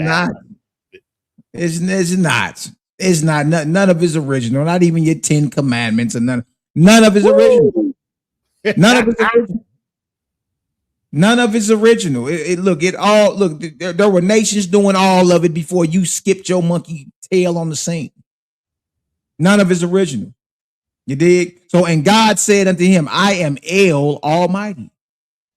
Be fruitful and multiply. Nation and company of nations shall be of thee, and kings shall come out of your loins. So now we got the forefathers of the Israelites, Abraham, Isaac, and Jacob being blessed by El, building altars to El. Isaac sending Jacob off in the name of El to go get his first cousins to marry in the name of El. And then El appeared unto Jacob and told him, I am El. You want to know what El looked like? We just showed you. Now look at this right here. Here go Uncle Ball right here. He's in the form and figure of a man as well. Baal, the god of Canaan. Let's get into it. We're going to show the similarities today, boy. Oh, yeah. You're going to get some understanding today. When we done with you, I promise you won't look at it the same. I promise you. Yes. Even if you're in denial, you're going to go to sleep tonight looking for the cool side of the pillow. I guarantee it. Baal and Yahweh or Yahweh are both portrayed with storm god imagery. I wonder why. This is one of the strongest parallels. And y'all, what we're using the Holy Bible today. That's the name of it, the Bible. Yep. And we're using what's called the Ugaritic Ball Cycle. Yes, there's a book out called the Ugaritic Ball Cycle, Volume 1 and Volume 2. You dig? And so what I did was upload it into the computer and had to do a comparison. Oh, we, Brother Nathaniel. Listen to me, bro. Look, it's all over but the shouting. It gets worse. Yeah. It gets worse. So let's go into one of the strongest parallels. In Cat 1.4, verses 6 through 9, that's in the Ugaritic Ball cycle. Look at this. After El permits Baal, because remember, Baal is under El. El is a father of the gods in Canaan. After El permits Baal to have his palace, a Theorite declares concerning Baal, May Baal make his rain abundant. Give his voice in the clouds. Flash to the earth lightning. Smith and Petard explained that Baal's palace, thunder, and rain belong together. Baal's voice is thunder. Remember that. And his appearance announces the return of fertility, producing rain. The Hebrew Bible applies remarkably similar language to Yahweh or Yahweh. Psalm 29 describes the voice of Yahweh is over the waters. The God of glory thunders. It continues with fire, lightning imagery, and concludes that Yahweh sits enthroned king forever. Psalm 68:5 goes further. Extol him who rides the clouds. Yahweh is his name. Isaiah 19:1 similarly depicts Yahweh mounted on a swift cloud. Parallel. Baal and Yahweh can both be represented as the divine king associated with clouds, thunder, lightning, rain, and the heavens. Point number 2. The title Cloud Rider is especially significant, Brother Nathaniel. In Ugaritic literature, Baal bears the famous epithet traditionally translated rider on the clouds or cloud rider. The attached volume preserves this terminology when describing a curse of drought. For 7 years may Baal curse you. Oh, really? 8, the cloud rider. No dew, no rain. Biblical writers employ the same broad divine rider imagery for who? Yahweh or Yahweh. Psalm 68:5, Yahweh rides the clouds. Deuteronomy 33:26, God comes riding through the heavens, through the skies. Psalms 104:3, God makes clouds his chariot. Isaiah 19:1, Yahweh is mounted on a swift cloud. This is one of the clearest examples of the Hebrew Bible employing imagery familiar from the older Northwest Semitic religious world. There's nothing original about the characteristic of your God. Right. They always trying to argue against us with the Oashpi that it came later, or with the other religious vegan writings, but yet they want to act like the Bible is the most ancient source. The Bible is ancient. Again, it doesn't matter when something is written. Me and Brother Malachi can write a book today, and it's supposed to be about what messages it's teaching. Just because something is ancient doesn't mean it is righteous. That's right. Righteousness is not based on the year. Righteousness is based on what are the actions that the book that claims to be divine, what actions is it influencing that adherents to do? And are those actions producing peace, life, and health for all without the sacrifice of any? Or are the actions in that book teaching killing, stealing, and destroying life? It's really as simple as that. And it speaks to how incredibly wicked the human species is, to where they can't understand something that simple. Yeah, brother. What is it telling me to do? Don't argue. Don't try to tell me and that's why that brother Isaiah, he ain't never got back with me, because he ain't got nothing to say. You ain't got nothing to say. I don't want to hear how your disagreements about how the Oashpi was put together. Show me the book, chapter, verse where it's telling me to kill, steal, and destroy. Exactly. If you can't show me that, then shut up. They don't never want to deal with the root cause. They don't want to deal with the root cause, but then you show them a monster god commanding genocide of breastfeeding babies, and then they got 1,000 different excuses. Or in the instance of the Hebrew Israelites, they just flat out tell you, yeah, we proud of our genociding God, and we can't wait to do it to some white babies in the kingdom. And you see that? So to be honest with you, what me and brother Malachi's point is that really the Black Hebrew Israelites, like ISUPK, the One West version, they're really the ones that are holding true to the Bible. Yeah. Yeah, they're the ones really holding true to how evil this deity is, how evil that book is, and how evil they are.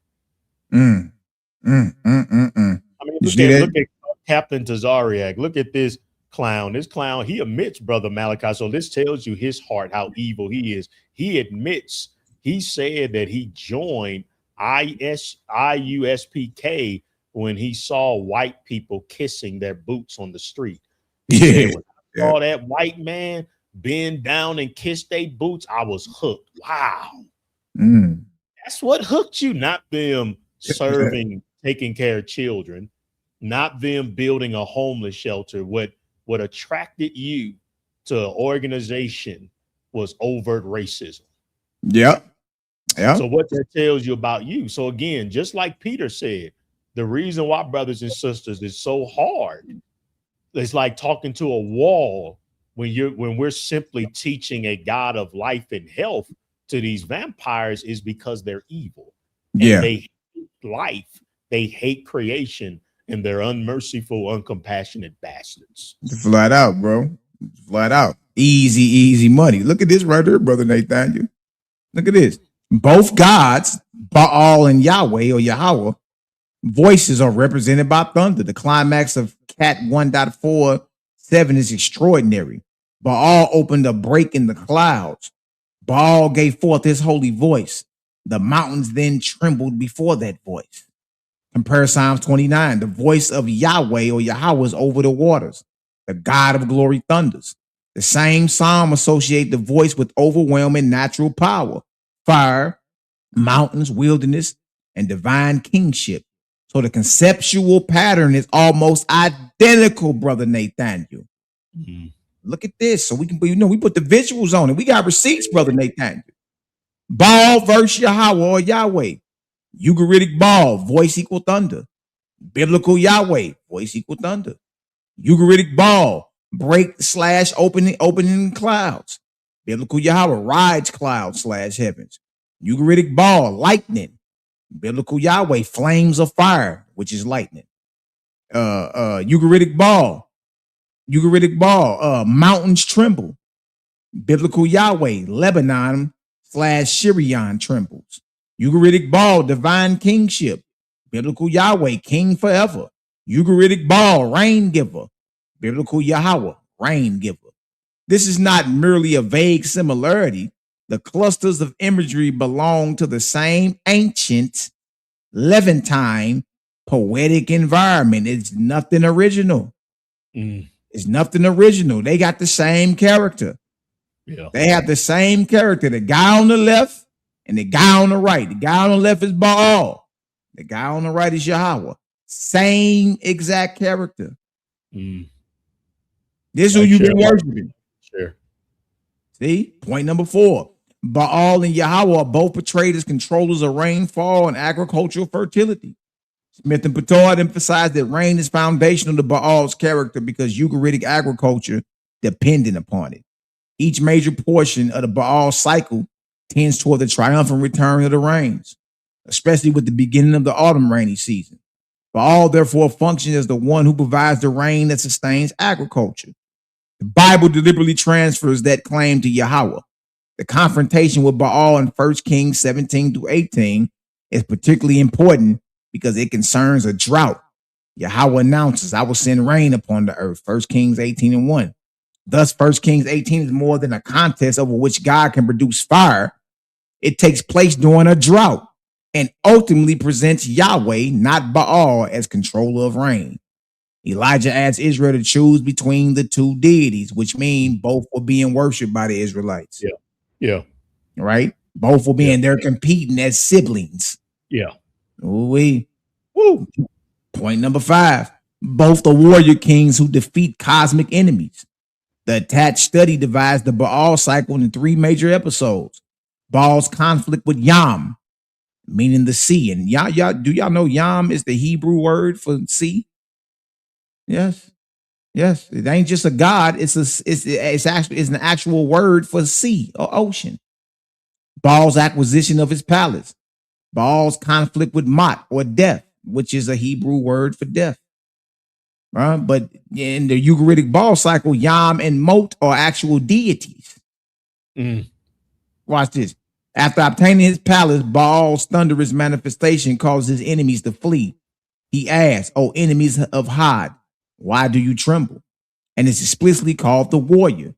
The Hebrew Bible contains strikingly similar divine combat imagery. Psalm 74 says to Yahweh, You drove back the sea, Yam, with your might. And then describes God crushing the sea monsters and Leviathan.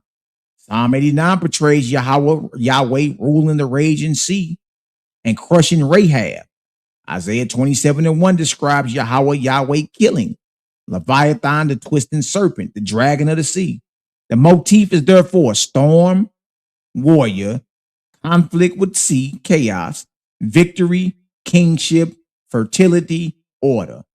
The pattern is deeply rooted in Northwest Semitic mythology, Brother Nathaniel, and biblical poetry. Look at that. There's nothing original about the God you've been praying to in reverence, getting your kneecaps dusty bowing to, you Israelites and Christians. There's nothing original about him. He's a monster, maniac, bloodthirsty, warmongering God who was in competition with his siblings over who had the right to rule over a people called the Israelites. That's it. And that's all you Abrahamic faiths, every last one of you Bible-based religions, Christianity, Hebrew Israelites, Hebrew roots, Islam, and the Jewish people. That's all you're doing. You're just false deity fighting. That's it. That's it. Your God is a demon or a devil, and your book is corrupted. I said it. Whoever got a problem with it, debate it. Come off the porch. We already called the army of Israel out. They're running. Hey, Brother Nathan, you know what these cowards do now? They're putting up old videos of what I used to teach versus what I teach now. I said, okay, well, that ain't doing nothing but showing the people my transition. Yeah. I said, look, then they putting up videos about black folk and white folk. I said, hold on. I just called your God a demon. Right. Why are you caring about what people look like for? Get in the ring.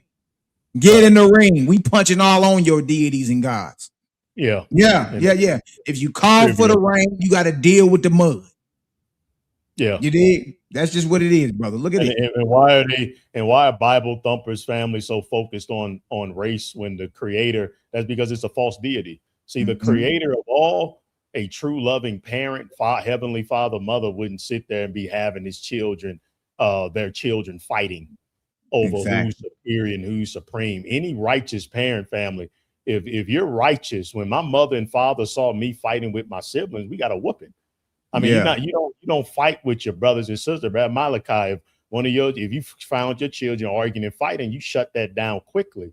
So, but again, this monster God in the Bible, he called all sorts of division because he's not the creator. That's why, because the creator, our heavenly father, heavenly mother, will want us to all be unified and wouldn't have us dividing. So that again, when you just really logically think about this, it's just very clear that the God of the Bible is the devil and has no resemblance to the ever-present creator. That's why the monster God of the Bible doesn't mind torturing and murdering animals, because he's not the creator anyway. It's a false deity. So that's why he don't care, because again, a loving parent would not derive pleasure from the torturing blood of his and her own children. Exactly.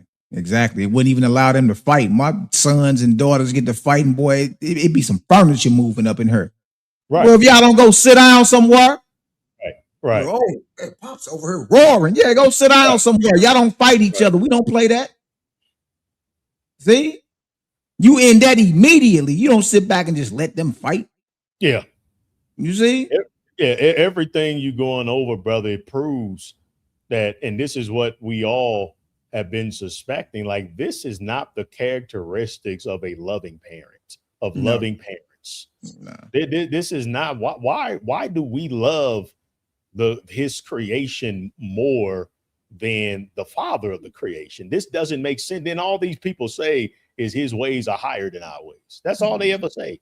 And we can't question this is righteous, but these are not the characteristics of a loving parent. The God of the Bible does not act like a loving parent. He acts like a bloodthirsty psychopath. Exactly, brother.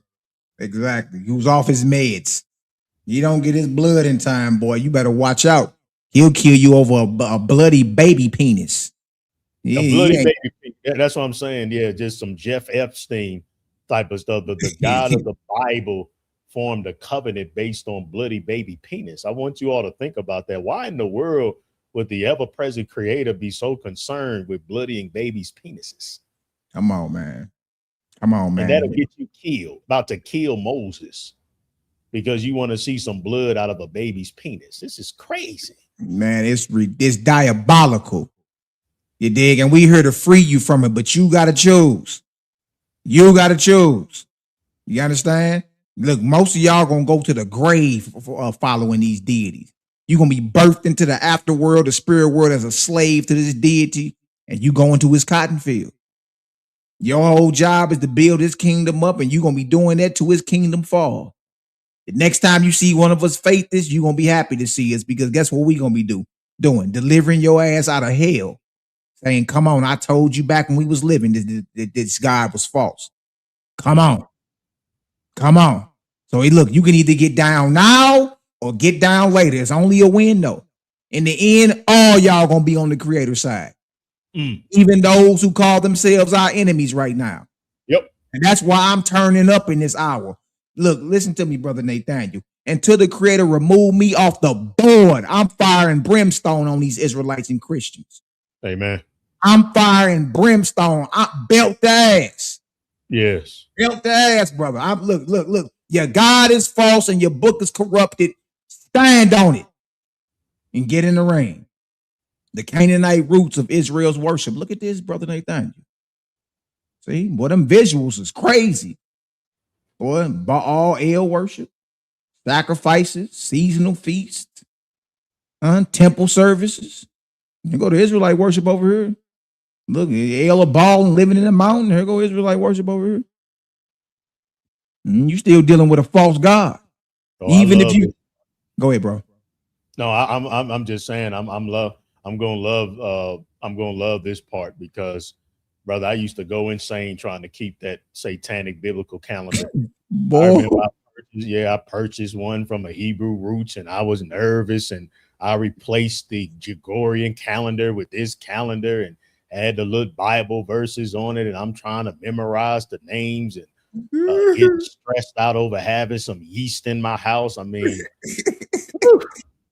boy, because I'm telling you, Bible tell you, boy, if you don't get all that yeast out your house, boy, the guy gonna kill you, boy. boy, you gonna get killed. KILT. Right, over yeast. Yeah, over some yeast. Over some damn yeast, man. Well, I'm telling you, boy. Don't forget why you Israelite wear fringes today, boy. That's because some brother decided to go out on a Saturday and pick up sticks.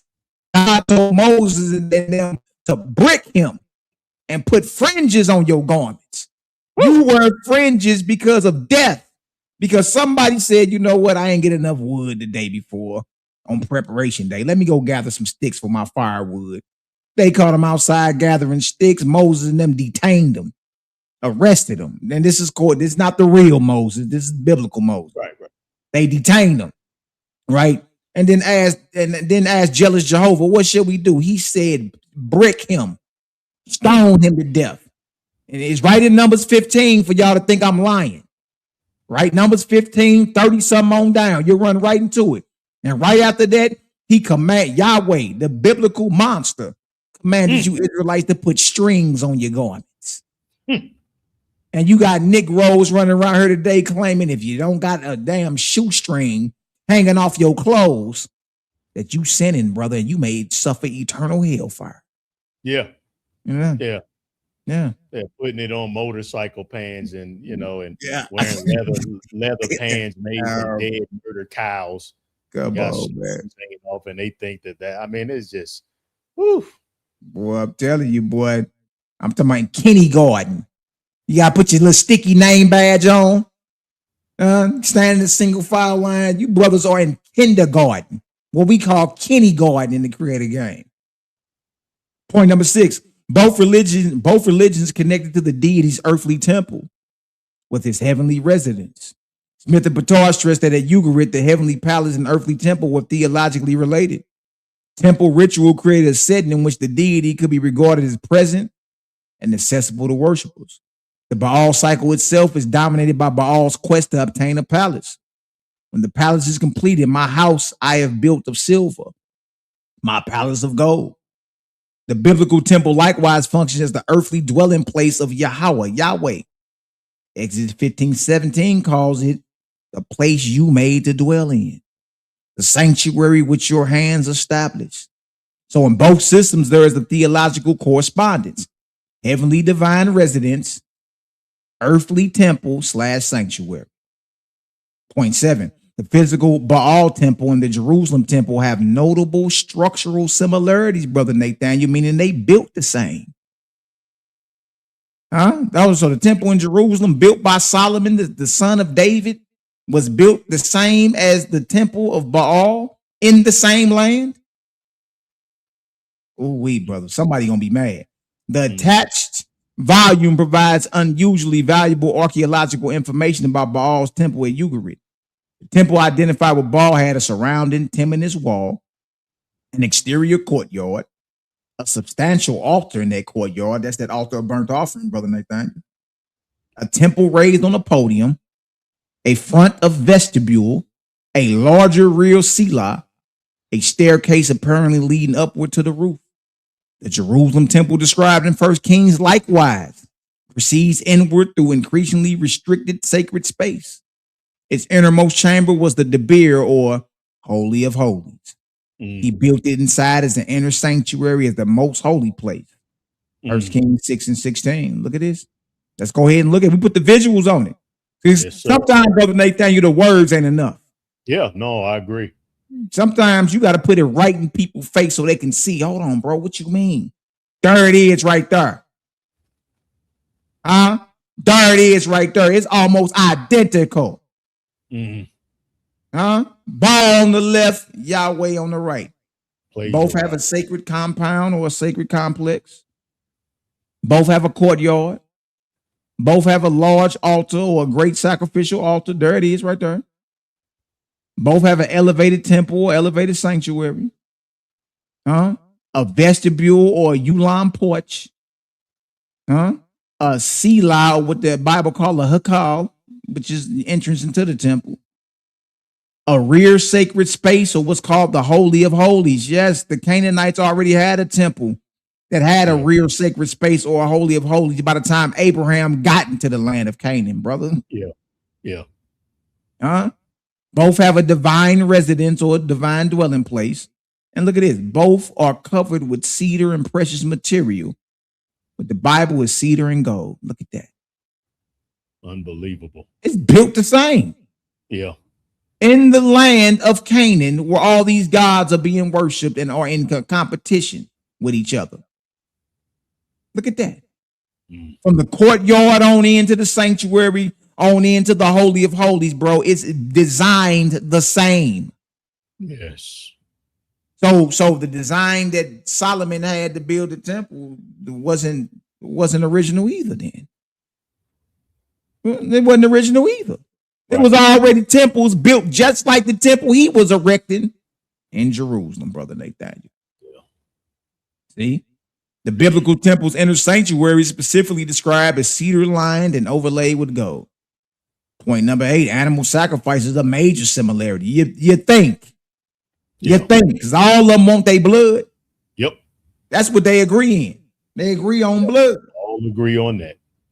Oh, wait, boy. This is crazy. Look at this. After Baal's palace is completed, the Baal cycle describes an enormous divine banquet. He slaughtered large stock as well as small, including bulls, rams, calves, sheep, and kids. Baal then invites the divine family, including the 70 children of Atharat, which would include Yahweh, and supplies meat, feeding, and wine. The authors specifically identify these banquet descriptions as reflecting sacrificial and liturgical practice known from Ugarit. Shout out to my brother Yakin Maccabee. He said, curious to see how anyone is going to get around this. Exactly, brother. You all know they can't get around this. Yeah. Israelite worship employs essentially the same categories of sacrificial livestock, meaning even your sacrifices that you love slaughtering, the selection of animals, that's not even original. Nope. Leviticus 1:3 commands that a burnt offering from the herd be a male without blemish. The Hebrew sacrifice also employed bulls, sheep, rams, lambs, goats, grain, oil, wine libations. The overlapping sacrificial commodities is therefore extensive, Brother Nathaniel. Meaning it ain't just a few similarities, bro. You dig? Yeah. Like this whole deal, nothing about it is original. Yeah. Nothing. Huh? Nothing about it is original. Down to the selection of the sacrifices. You can really cult. That's all it is. So from Genesis to Revelation, it is a pagan blood magic cult. Good night, brother. This is ridiculous. Ugaritic temples of both Baal and El were centers of sacrificial worship. This point is especially important to your question about Baal and El together. The attached study reports ritual texts in which offerings alternate between the temple of El and the temple of Baal. It further states that preserved Ugaritic texts contain approximately 60 offerings to El and 419 to Baal under Baal's various titles. The authors conclude that the temples of Baal and El were especially important and that the king was regularly involved in rituals there. The Ugaritic worship was strongly royal, priestly, sacrificial, temple centered. The royal court and the divine court mirror one another. Good night, boy. The divine family of Ugarit is presented much like a royal household. Smith and Petard explained that the Ugaritic divine council reflects the organization of the earthly monarchic household. El is the patriarchal ruler, and the younger gods occupy subordinate positions. Baal's acquisition of a palace, therefore, represents far more than getting a residence. It legitimizes his kingship. The authors explicitly describe Baal's palace as the central symbol, legitimizing his leadership of the divine assembly. The biblical temple likewise became inseparable from the Davidic monarchy, Jerusalem, and Yahweh's kingship. Although the theological organization is different, okay, yeah, it's going to be some differences, but we tripping off all the similarities. Yeah. Both traditions surround worship with feasting, meat, wine, and rejoicing. Yeah. Baal's palace dedication is followed by a great banquet involving slaughtering animals and wine. Israelite pilgrimage festivals likewise combine sacrifice, communal meals, agricultural produce, wine, family participation, temple pilgrimage, rejoicing. Deuteronomy 16 says of Sukkot, after the ingathering from your threshing floor and your vat, Israel is to celebrate 7 days. It specifically includes sons, daughters, servants, Levites, foreigners, orphans, and widows in the rejoicing. This gives both cultures a strong agricultural, sacrificial feasting complex. Yes. Here we go. Here we go. Here we go, Brother Nathaniel. Ugaritic Canaanite Baal's Harvest Festival and Israelite Sukkot or Feast of Tabernacles. And you Israelites getting ready right now for this feast. This feast is coming up in a couple weeks. Yep. Yeah, it Y'all is. all getting ready right now for this. Yeah, this is the big one. Ooh-wee. They doing something holy and special. I remember I used to really want to do Sukkot. Yeah, to go out in the world. I was close to doing it, but you know what always stopped me, Brother Malachi, was that I was trying to find one where they wouldn't be sacrificing and eating animal flesh.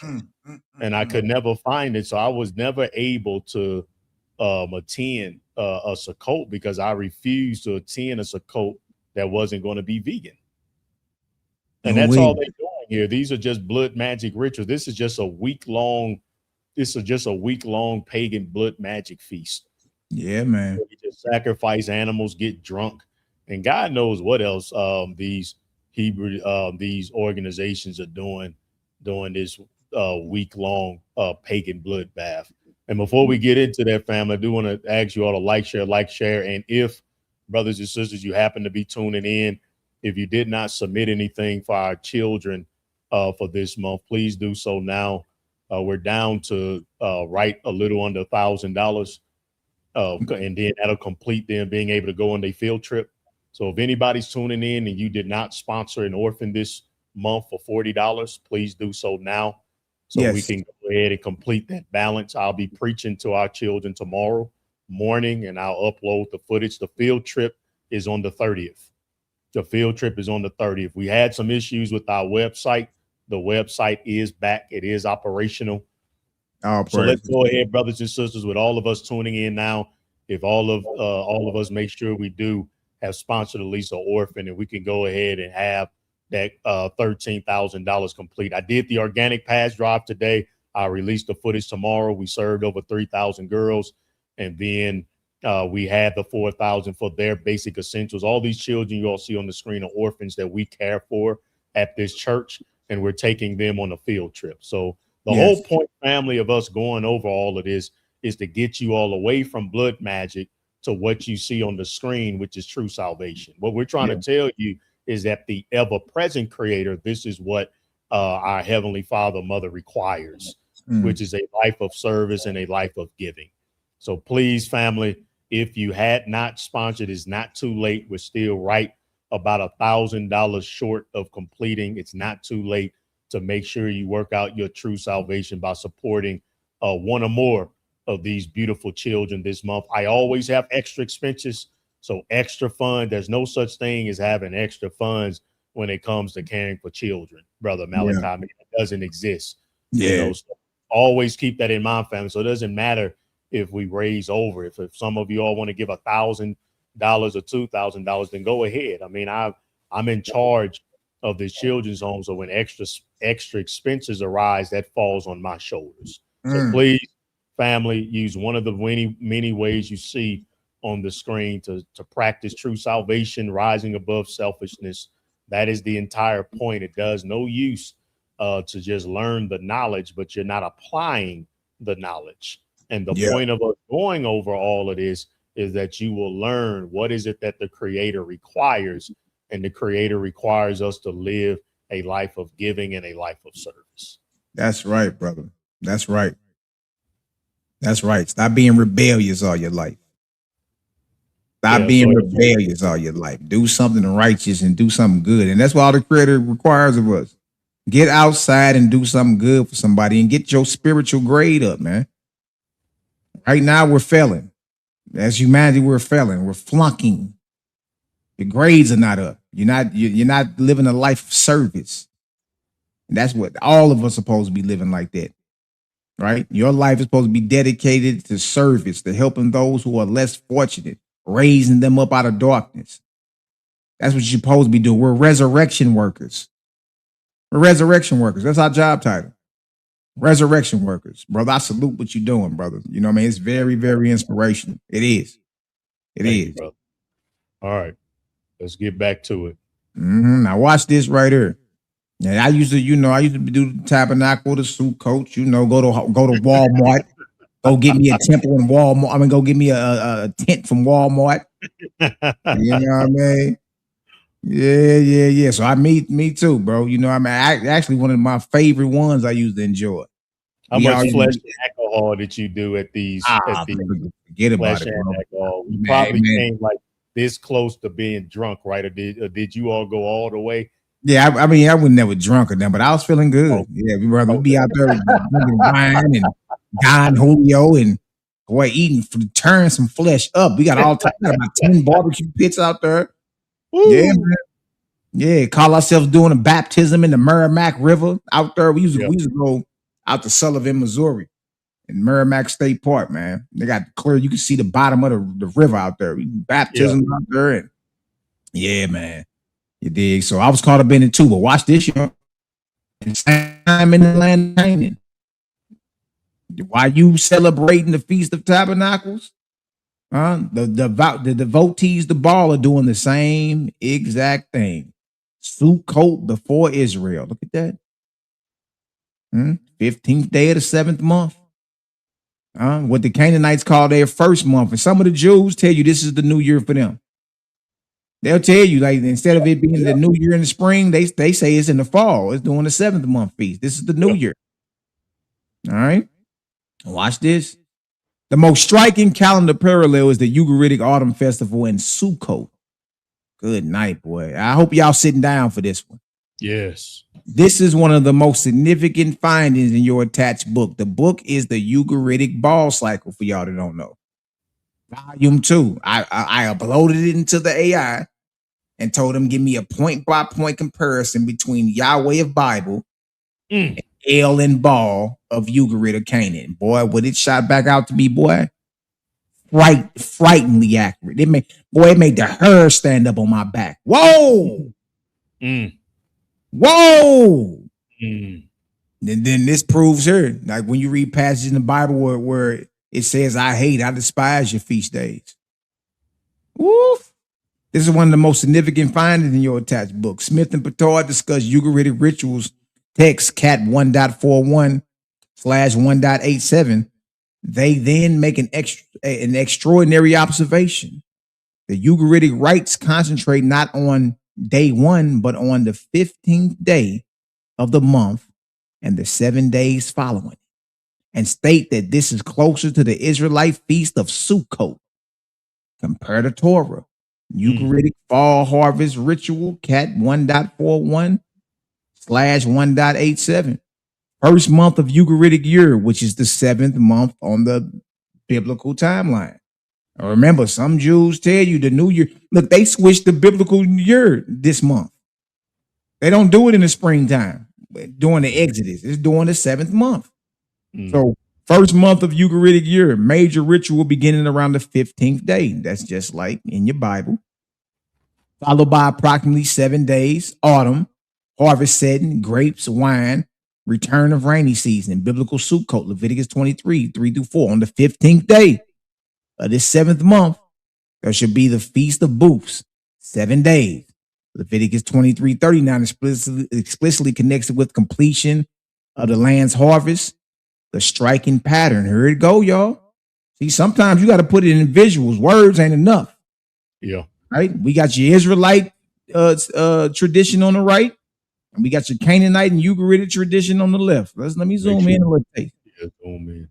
Let me zoom in a little taste, brother Nathaniel. I'm gonna put it right in their face. Okay, so both happened in the autumn. So around the time we coming into now, right?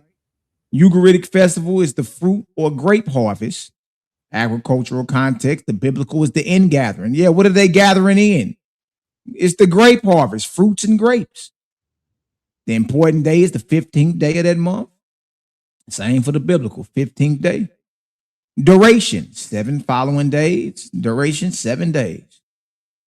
What's prominent during this time? What is the harvest about? Wine and grapes. Yes. See? Temple coat. Yes. I mean, it's surrounded by the temple. Yes. Sacrificial offerings. Yes. Yes. Yeah. Royal divine celebration. Yes. Pilgrimage before Yahweh. Rain significance. Beginning rainy season. Look what it says right here. Follows dry season / harvest. Y'all, this is the same exact thing at the same time in the same land. One is going to one is going to Yahweh. How sobering, Brother Malachi, that all of these, they can't swallow this pill that all this time they think they came into something more righteous than Christianity, when really it's the same old pagan blood magic repackaged. The Hebrew roots, Hebrew Israelites, they really think they doing something superior. They laugh at the Christians, say, your Christmas is pagan, your Easter is pagan, your Thanksgiving is pagan. They even tell you not to celebrate your own birthday. Yeah. But yet every single thing, they just went from what's that saying that you went from the fire to the they just went from one fire to another fire. You did nothing. You did nothing. You graduated into something nothing. It's just like you could put a dress on a pig and it's still a pig. Yes. You accomplished absolutely nothing. No. And how sobering that is. You talk about a punch to your pride. Yes. You talk about a gut punch to your pride, Brother Malachi, that all of this time they thought they was doing transferring. I remember I did, brother, for the few years that I went from Christianity and discovered I thought I was doing something better. I thought I was doing something righteous. and it was nothing but pagan blood magic repackaged. So the same thing that you clowns are doing to the Christians. Oh, your Christmas, your Easter, your Thanksgiving, and your birthdays. The same thing can be done to each and every last one of your biblical feast days. Yes, my brother. That's the point. You're still pagan. You're still dealing with false deities and gods. Whether you're talking about Easter, Christmas, Halloween, Thanksgiving, or whether you're talking about Passover, Feast of Weeks, Pentecost, blowing of the trumpet, bro, all of it is pagan. The other cultures around you were already doing this by the time you even got there. When your grandfather Abraham got to the land of Canaan, this was already going on. This is already going on. They can't accept it. That's too much. That's too much pain to the ego. They can't let their ego die like that. I mean, for years and years, these people are bashing Christians and the other blood magic cults. They have uplifted and exalted themselves. Like, no, we're in the truth. We're black Jesus, a black deity. We're in the truth. I came out of the darkness and now I'm in the truth. I'm an Israelite. They can't take that punch to the ego. Man, I'm still just as wicked and false as what I've said before. Yeah, man. They can't do it. They cannot do it. And they are willing to slander you until the end of time because you have the courage, brother, after 20 years to say, man, I fell into something just as wicked, just as evil. Yes. That look, you are not, for all you Israelites listening that claim you've been in the truth for so long, you ain't in no truth. You're not in the truth at all. Your God is a demon. Woo! Your God is a demon and your book is corrupted. All your traditions from circumcision to fringes down to your feast days, your alphabet, the names of your towns, the name of men in the Bible, all of it belongs to other deities and gods. All of it. All of it. You ain't no less pagan than somebody that's on an Easter egg hunt. Whew. You ain't no pay. You might as well go back and celebrate Halloween if you're doing Sukkot. You might as well go ahead and carve out a damn jack-o'-lantern and put a candle in it. Go ahead, brother. The hell are you talking about? It's the same. Look, you no more or less pagan, or no less idolatrous than somebody that hump on trees and worship stones. Woo. Yeah, I know it hurt. I know it hurt. Get in the ring. Belt the ass. I got a lot to clean up, brother Nathaniel. Yeah, no, keep on. Like you said, brother, Bishop Nathaniel, and they sitting there we in the truth. We in the truth. Nah. You ain't no doggone. Like you say, you might as well go back there. So you telling me you might as well. Yeah. No, it ain't no different. Creative. Yeah. Drop all these deities and come on home to the creator. Creator love all y'all. Yeah, but there's a lot of relearning that has to happen. It's time to go back to the drawing board. General Yohanas, Nathaniel of IUIC, Elder Ricard, GOCC, Elder Tahar, GMS, Elder Bowie from Israel of God. You understand? Zabak from House of Israel. You dig? All you Israelite camps and congregations, all you so-called churches and all that. It's time to go back to the drawing board. You on a sinking ship, We here with the lifeline trying to let y'all know Creator love y'all. But you in a trap, you in a box. And the only way out is you got to choose. You understand? But until then, belt the ass with me. I'm on y'all top. Belt to ass. Get in the ring. I'm here to expose your God for the devil he is. Yes. And and what Brother Malachi is saying, I concur 100%. You all might as well be doing Halloween because the unnatural eating of flesh meats is as polluting as the heathen worship of devils. Woo! It's as the eat when you sit down and you eat meat that comes from tortured, dismembered children of the Creator. That is the heathen worship of devils. So you might as well be doing Halloween. Yeah. It's devil, it's repackaged devil worship. That's all but it is. Satan disguises himself as an angel of light, not the other way around. You all have been deceived. Yes. And because of your ego and because you don't want to love animals, a lot of this has to do with that. You all are willing to stay under a false deity, a monster, because you do not want to love animals. Man, brother. Yeah, bro. It gets worse. It gets worse, brother. You know what I mean? Brother, I'll be back. Keep on cooking, brother. I'll be back. All right, baby. Look, this what we gonna do. We gonna keep going. Look at this, y'all. That is a genuine. Look what it says right here. It says that is a genuine chronological and agricultural parallel. Genuine, not false. We ain't lying about none of this. Now, this is what you've been involved in. You dig? So I don't care nothing about the Boy Scouts of Israel or the Army of Israel sitting up making that dry video, or Isaiah Yasha'Allah making a dry video and putting up old videos of me versus what I teach now. That ain't doing nothing but helping our cause. I'm saying get in the ring. Your God is the devil and your book is corrupted. All your traditions from your fringes down to your feast days ain't nothing but a borrowing or a repackaged information and traditions from the surrounding nations, including the Canaanites, especially the Canaanites and their deities and gods. That's what I'm saying. And if you don't like it, belt the ass, get in the ring. I don't care nothing about what you claiming somebody looked like. Oh, the irons was white and yellow and the drugs was black. I just called your God out. You an army, right? Get your ass in the ring then. Belt the ass. That's it. That's all y'all getting from me from here on out. Fire and brimstone. I'm on y'all helmet. Yeah. And on your God's helmet. The Sukkot sacrifices are especially comparable with large Ugaritic sacrificial feasts. Numbers 29 and 12. Begin Sukkot on the 15th day of the 7th month. The first day's temple offering includes, look at this, y'all. Look at this, y'all. This is ridiculous. Look at this. 13 bulls, 2 rams, 14 yearling lambs, grain offerings, libations, 1 goat, in addition to the regular offering.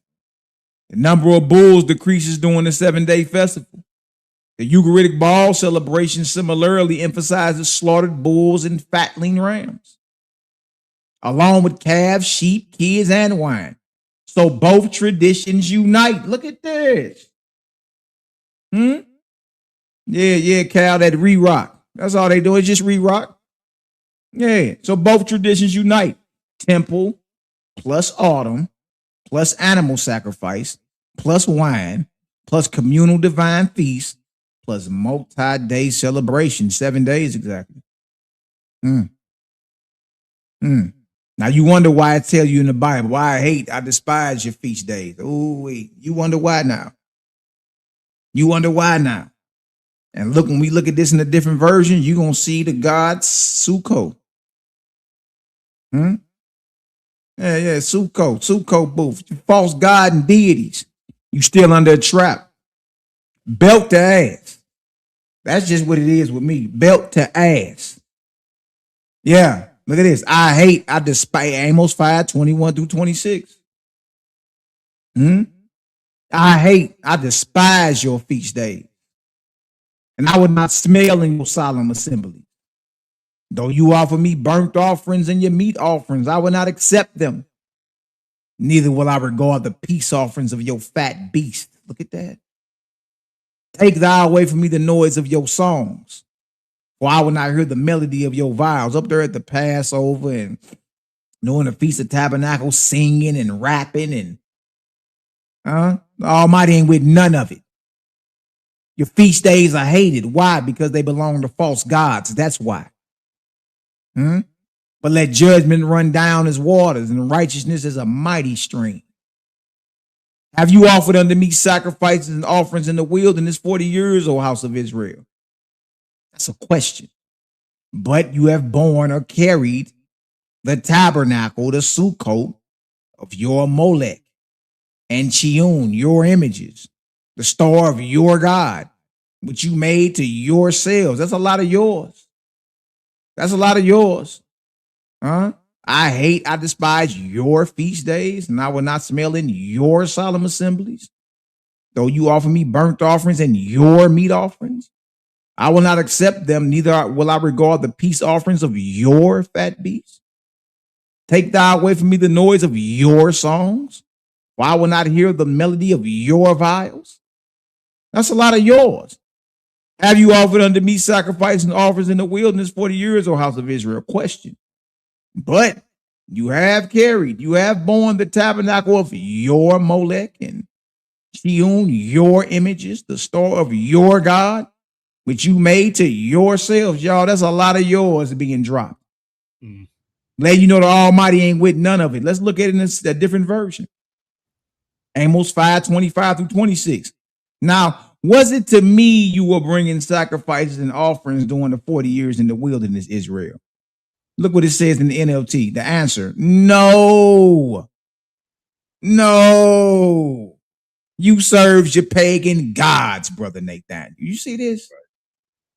Sakuf. Right? What's the name of the Feast of Tabernacles? Sukkot. You served your pagan gods, Sakuf, your king god, and Kaiwan, your star god. The images you made for yourselves, it's all pagan, brothers and sisters. Yeah.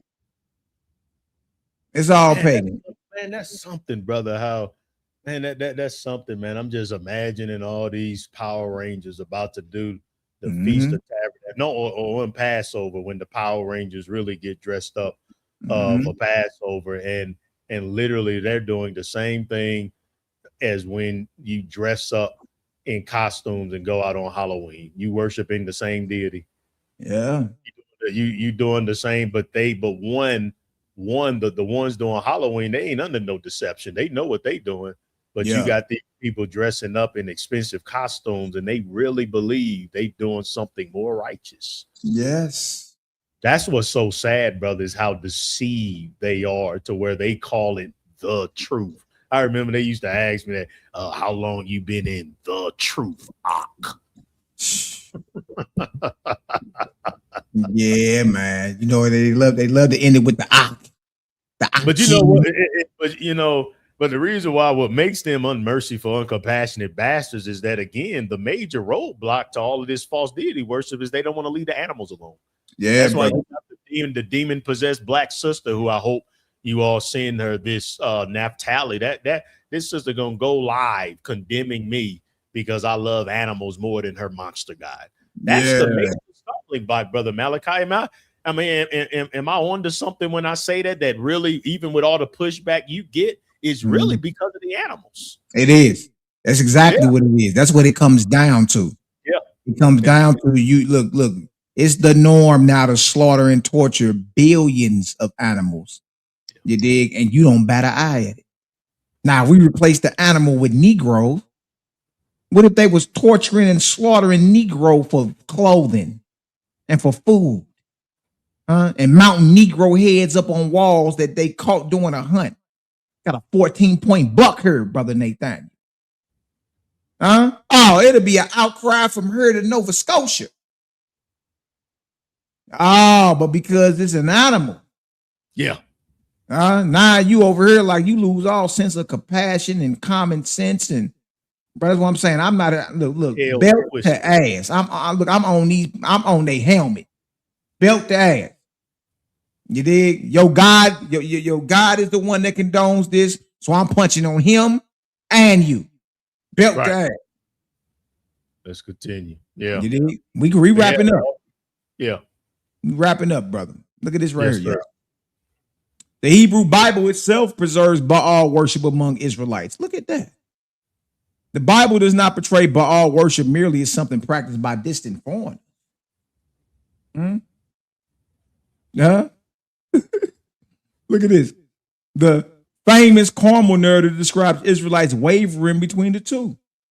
If Yahweh is God, follow him. And if Baal, follow him. 1 Kings 18:21. The Baal prophets then prepare a bull and called on the name of Baal from morning to noon. This shows that the biblical conflict between Yahweh and Baal arose within a society where the cults were competing for adherence. Yeah. Because remember, El gave Yahweh an inheritance called the Israelites. And Yahweh and Baal were always competing with each other as siblings over who would have the dominion and the domination over this inheritance that was given out by El. We started out in Deuteronomy 32 and showed that if Yahweh is really the Most High or the Creator, the omnipotent one, how in the hell is he receiving that inheritance? Oh, yeah, you've been had. We got a devil. We got a devil in the chat. I don't know if you're a black Hebrew Israelite devil or a Hebrew roots devil. What's his name? To Vi. Yeah. That's 2V out of Austin, Texas. I baptized that boy. Under the monster God of the Bible. Yeah. That's 2V. 2V, you don't want no smoke either. You already told me you'll never debate me. So sit down and pretend like you not listening. That's all you need to do. Boy, I baptized you. Shut up. You don't know what the hell you talking about. Go tell a lion. Look, and that's the best you got? Right. The best you got is, go tell a lion to stop eating meat. The responses, Brother Nathaniel, are so weak and soft. I know. The responses are so weak. We called your God out, Tuvi. Your God is a devil, a demon, and your book is corrupt. Get that ass in the ring. Right. Belt that ass, boy. Get in the ring. I baptized that boy. Yeah. He know what it is. Boy, I'll make you famous. Don't you ever. You better tell them boys over there, the worst thing y'all can do is come for me. Don't you ever in your life twist your lips and think you sending some shots over this way. Boy, if don't nobody else know you jokers ain't got nothing for me. Belt their ass, boy. The hell wrong with you? He in there, so we don't want to get too distracted from this. Yeah. He need, but bro, he knows like a coward. We sitting there going in. Why don't you tell your monster God to stop murdering babies, you psychopath? Why don't you tell your psychopathic God? Why does your God need bloody baby penises as a covenant? Why don't we talk about that? Your God or your false God ordering sex slaves. And if you enslaving animals, then why your black cult deserves to be free from slavery if you enslaving animals? Come on, man. You reap what you sow, don't you? So shut up about slavery and about what the white man has done. Look at this right here. Baal appears directly in Hebrew personal names. Brother Nathaniel. This is extremely important because it shows that Baal terminology once existed inside Israelite naming traditions. The Book of Chronicles preserved names such as Esh-Baal. That's the son of Saul, the first king of Israel. Esh-Baal means son of Baal or man of Baal. Esh-Baal, Merib-Baal. The next verse preserves Merib-Baal. Look at this. Other examples include Jerub-Baal, Gideon's second name, Judges 6:32. Bealiel, Bealiah, 1 Chronicles 12:56, depending numbering. Esh-Baal, son of Saul. Merib-Baal, descendant of Saul. Later biblical tradition sometimes replaces the Baal element with Bosheth, shame. The parallel names Esh-Baal or Ishbosheth and Merib-Baal or Mephibosheth illustrate that development. That is powerful evidence that Baal had once been usable in Israelite personal nomenclature. They're naming their sons and daughters after this false god in Canaan, brother. From the royal family on down. Baal also survives in numerous biblical place names. The Hebrew Bible preserves an extraordinary number of geographical names containing Baal. Baal Gad, Joshua 11:17. 12:7, 13:5. Baal Hazor, 2 Samuel 13:23. This is in Bible, brother. Baal Hermon, 1 Chronicles 5:23. Baal Meon, Numbers 32:38. Baal Perazim, 2 Samuel 5:20. Baal Shalisha, 2 Kings 4:42. Baal Tamar, Judges 20:33. Baal Zephon, Exodus 14:2. Bala or Balaf, several locations. The survival of these names is well documented in the biblical geographical record. It's in the Bible, Brother Nathaniel. Yes. The attached Baal cycle commentary likewise discusses Baal of Zephon, demonstrating the importance of Baal's associating with Zephon. The biblical Baal Zephon is linguistically part of the same broader naming world. El is even more deeply embedded in biblical names. The divine element El appears everywhere in Hebrew personal and geographical names. Examples include Yisrael. Your name shall no longer be Jacob, but Israel. Bethel. He named the site Bethel. Penuel, which means face of God. 32:31, Genesis 32:31. Understood as the face of El or God. And personal names include El include Daniel, Ezekiel, Mikael, Gabariel, Ishmael, Samuel, and Nathaniel. Critical qualification. The linguistic continuity is undeniable. Can't deny it, Brother Nathaniel. The cultic interpretation must be made case by case. I agree. El and Baal were simultaneously important at Ugaritic. The Ugaritic evidence is especially revealing because Baal did not replace El. The attached volume says El remained the supreme patriarch. Yeah, El is the one giving out the inheritance, like Deuteronomy 32:8-9 say. Baal became the active storm warrior king. Temples existed for both. Rituals could alternate between their temples. Sacrifices were made at both. Thus, names involving El and Baal need to be understood against a society in which both divine names were deeply embedded in language and religion. Nothing original, Brother Nathaniel. Nothing. There go your boy Yahweh right there, Brother Nathaniel. The ancient Canaanite seal of Yahweh. Look at him. Boy got a woolly bird sitting on a winged wheelchair. Got a kango on. There go your image of Yahweh right there. Huh? Final point by point conclusion. We wrapping it up, Brother Nathan. This is it. This is it. And I want to thank you for allowing your brother to come on and, give a presentation. Oh, yes. Brother. You know what I mean? And I really support what you do. My brother is very, very inspiring. And I would suggest for all our brothers and sisters in any way, shape, form, or fashion they can to support this brother and his missionary initiatives. Support this brother. You know what I mean? He's over in East Africa, Kenya, where the poverty hit different. Brother Nathaniel told me one day, y'all, that a job that pays $1 an hour is considered a good job in Kenya. Oh, yeah. $1 an hour. Yeah. That's a different type of poverty that we at war with. Yeah. You understand? So I want to thank you, brother, for allowing me, to come on, week after week and present these presentations, and wake the people up. You know what I'm saying? Because it comes down to that, bro. We gonna light bomb. We're resurrection workers, and we gonna light bomb, you dig, and bring our people out of this darkness by any means necessary. You're coming on out. You're coming on out. You know what I mean? And brother, and I do. And for anybody who looking at these children and saying, oh man, they hair and this, for these are orphans, for crying out loud. So come on, brothers and sisters. Most of these children that you all see on the screen were given to us off the streets. That's what that's how they do. So it's your support that helps them to get proper haircuts, to keep up with their hygiene.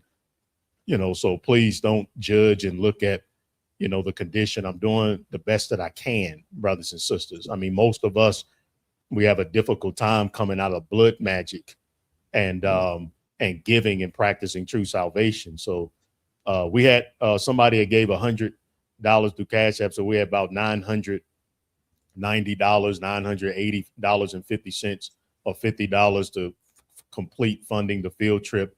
As you all can imagine, these children, they really look forward to that field trip. I get them out of the slums, so they can have a good time, at a good time getting out of those horrible conditions that they're living in.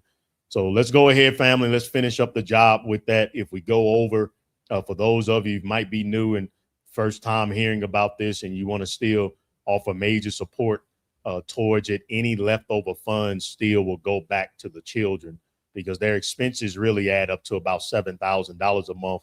But because of a lack of support, I only hold us at $4,000 at this time. So keep that in mind. That's where we're at here. And then for those of you practicing true salvation, our next food drive is September 12th. Please write that down on your calendars or take a note real quick. The next food drive is September the 12th. So that is our next initiative. So again, I deleted that idiot who was tuning in, because he's just trying to call himself doing what we call in St. Louis joning, and trying to talk about your weight loss and cracking jokes and all of this stuff. Man, look, bro, my face shine. I'm 44 years old, boy. Look like I'm in my 20s. I got the energy of an 18-year-old. I'm out running, jumping fences again, and whatever. Yeah, I'm not overweight, swollen, and obese at all. I don't think I look. Right? Yeah. That's what he's talking about. He's talking about your face shrunk in because you've lost. Bro. I seen a picture of me from 6 years ago. Man, my face was swole like a turkey, boy. Yeah, even the difference on this on the thumbnail. Yeah. Yeah, look at that picture right there on the thumb. That's how fat my face was fatter than that. Man, at my height, brother, I was 232 pounds. Yeah. You know what I mean? I'm barely 5'8". I'm 232 pounds, brother. I'm down to 175 and feel marvelous. Wow. I don't know what he talking about. Yeah. You know what I mean? Yeah, my face was swollen. I was in my 30s being all swollen up and stuff, joints, and I'm not eating. Look, I'm trying to figure out why am I swelling up and I ain't eating pork, shrimp, crab, or lobsters. Right.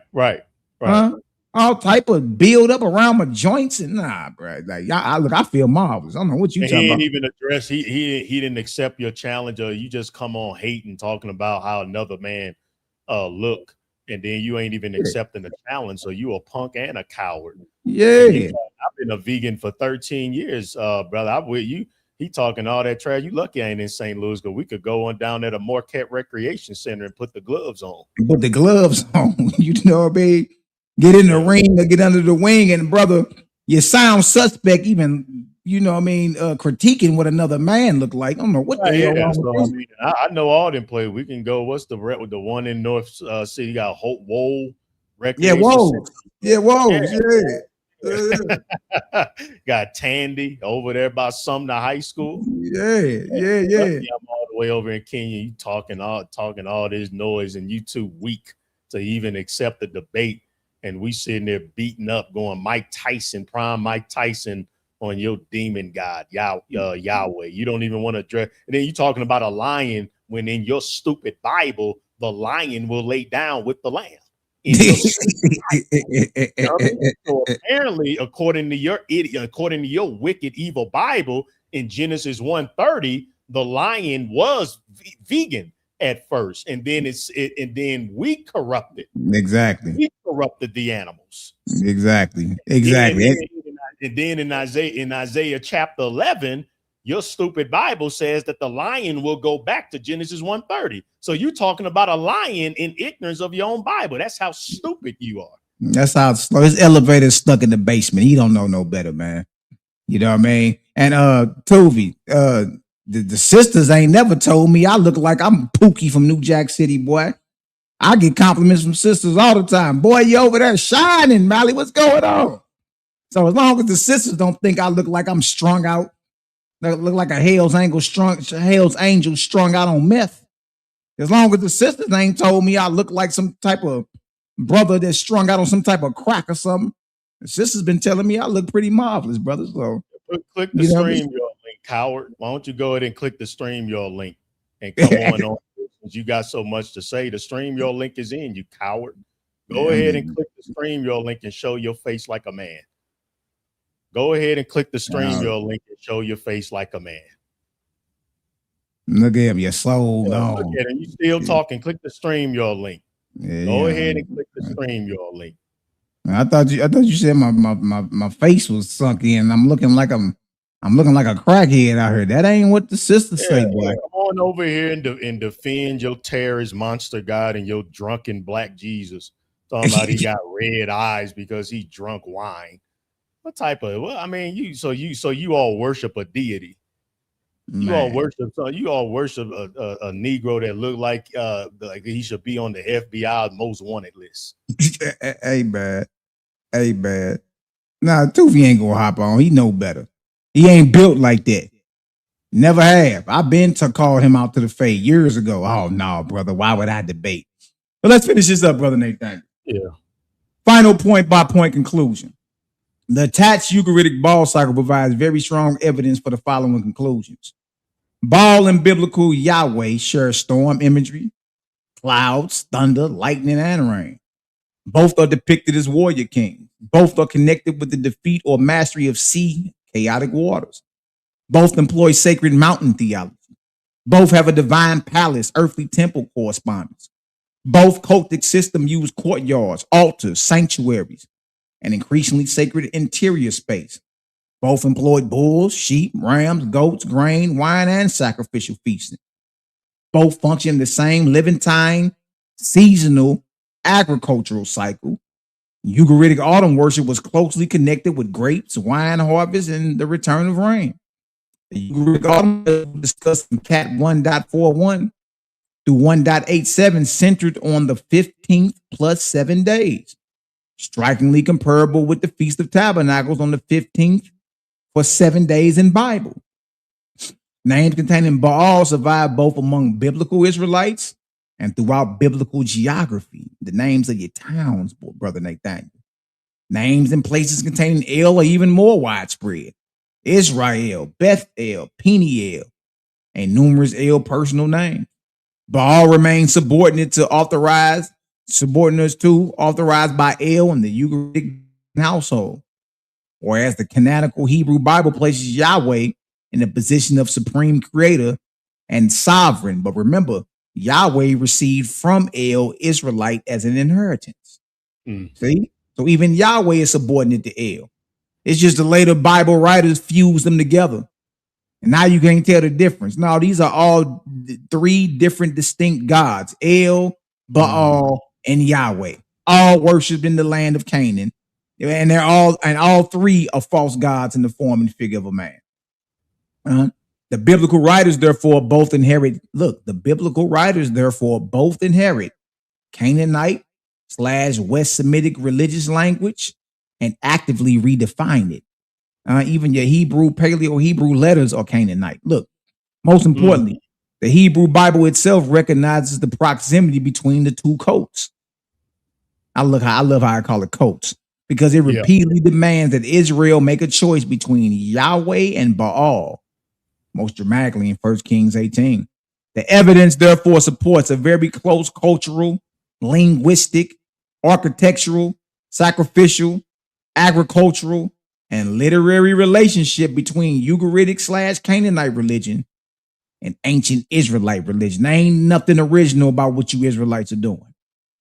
While the surviving texts simultaneously preserve major theological distinctions, especially Baal's position inside a pantheon versus Bible's increasingly exclusive presentation of Yahweh. Yahweh versus Baal, boy. There it is, brother Nathaniel. See? Yeah, he butt hurt in the comment now talking about begging for money, and you black Hebrew Israelite camps, what are you all doing to end world hunger? What are you doing to help orphans? You know, you all just sitting around, you sitting around worshiping a demon, and you don't want to address none of the issues. You sitting there worshiping a drunken that looked like that he came off the 9 o'clock news for committing a homicide. So easy money, brother. Easy money. You know, we gonna keep applying pressure. You dig? And I pray everybody got some understanding today. If you got some understanding, y'all drop a 12,000 in the chat. Shout out to my brother, the Minister of Wellness, Nathaniel Jordan. my homeboy from St. Louis, the ST Hell, not STL, but ST Hell, boy, that place is literally hell. I try to tell you. You know what I mean? And brother, it's always a pleasure, brother. You know what I mean? It's good. It's good to piss off the right folk, and we're inspiring the right folk in this hour. We really are, brother. You know what I mean? Yes, if y'all haven't seen my brother on the Jesus Way podcast yesterday, y'all going over there to the Jesus Way podcast. My brother Nathaniel Jordan, boy, I'm talking about fire and brimstone. Dropped the megaton light bomb on the Jesus Way podcast yesterday. Y'all go like, support, and all that good stuff in between. Shout out to the Credit gang in the building. Shout out to all the haters, jaw jackers, and naysayers too. Yeah. We love y'all too. And all praise to the ever-present creator, the creator of suns, moons, and stars, the always was, is, and never shall be, the mighty and great spirit, the mighty and great I am, whose magnitude is incomprehensible and whose presence is everywhere. It's your little brother, Malachi Maccabee, Minister of Wellness. We'll catch up in the back chats, brother. Yes, sir, my brother. All right, brother. One love. Okay, much love, my brother. All right. That's Brother Malachi, the general. That was tremendous presentation. That was absolutely tremendous presentation. So, and yeah, even for the, I'm in Kenya, you idiot. I'm in Kenya, you moron. I'm not in St. Louis to come and to get in the boxing ring with you, stupid. I told you I was in Kenya. Good grief. You too scared to come on now. You talking about a boxing match. You won't even debate, but you talking about a boxing match. See the spirit of that monster guy. You won't even debate, but you want to go right to violence. You an idiot. Your God is stupid. Your God is a monster. Your book is evil, and you're evil. You're evil. That's why you're here trying to disrupt a service about life and health, because you're evil. You are of the spirit of your monster God. You all are monsters. You're monsters, you're imbeciles, and you're hypocrites. I bet you one of them Negroes that cry about what the white man has done all day. You think the white man is Esau, don't you? You one of them groups, ain't you? Pathetic, a pathetic man, a pathetic weak man, blaming somebody else. Why do you deserve to be free and you enslave animal? In the Bible, you all enslave and murder babies. So you're reaping what you sow. Stop whining and complaining. You're evil. You support the torture of animals. You support the torture of animals. You're a devil. You're a black devil. That's what you are. You have no compassion and no mercy. You would sit here and defend a God commanding the murder of newborn babies, because you're a devil, just like your God. Your God is a monster. Your Jesus or Yahshua is Dracula, and you worship a book written by vampires under the inspiration of Satan. I don't care if they were black who wrote the Bible. They're a bunch of devils.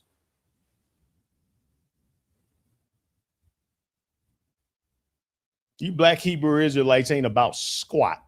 All you about is your flesh. You just as much of a devil worshiping organization as the rest of these Bible-based religion blood magic cults. That's all you all are. You're a blood magic cult. And that's what was proven here. And you can't come on and debate that. You can't debate that. You're doing nothing. Your Hebrew name means squat to the Creator. Your Hebrew name means nothing. The Hebrew language is borrowed from the Canaanites. So even it's a pagan language. Your calendar is pagan. Your feast day is pagan. Your Passover is pagan. And your God is a terrorist too. The God of the Bible. You murder non-combatants for political gain.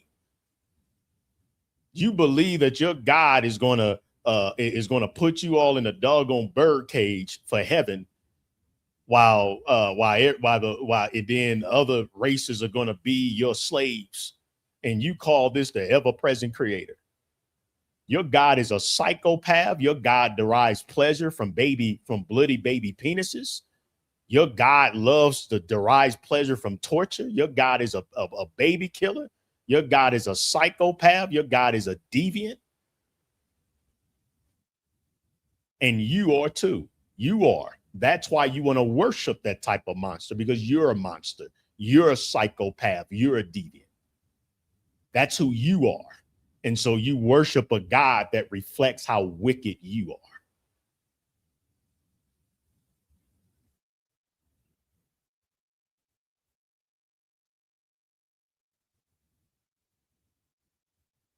He don't want to debate. He just want to talk trash. Want to come on here and go against Brother Malachi just because, and then quoting Bible verses. You quoting Bible verses. We don't care about what your stupid book has to say. We don't care about your blood magic book. That means nothing to us. You might as well be quoting Harry Potter. We the religion of life and health.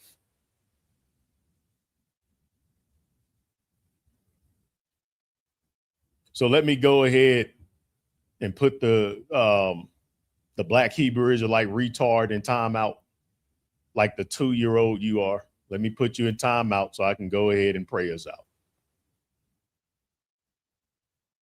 Good grief.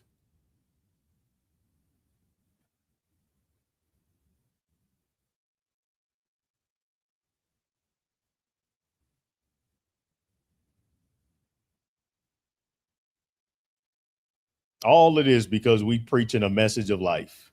Ain't that crazy? All of that. See, you did all that. You so retarded that you did all of that, and now all of your comments are gone. All your comments are gone. The only history that'll be left is us roasting your stupid behind. You see how they fight? Like, you see why I call them unmerciful, uncompassionate bastards? You all see that? You all see how evil they are? That's why I call them unmerciful, uncompassionate bastards. Yeah. You see how evil they just sit here over life and health, despising someone because they're teaching peace, life, and health for all without the sacrifice of any. That's all we're doing. All we're doing is teaching a creator of oneness, a true righteous parent, a heavenly father, mother who loves us all, who gave us all the same instructions and wants us to treat each other in all creation the same way we would want to be treated. Isn't that crazy? What I just said is the message. And they will come on here and fight and yell and scream over something as simple as that.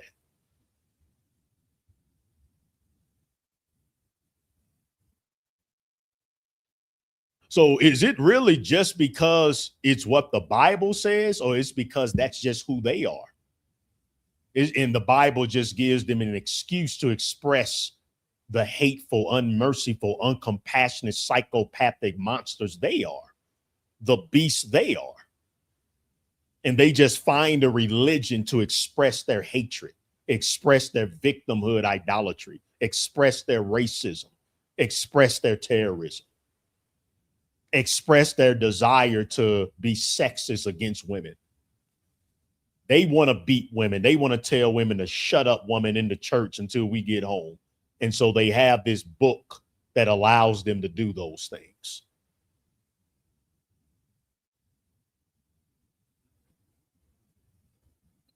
So let me say a word of prayer, and let's go ahead and close on out, brothers and sisters.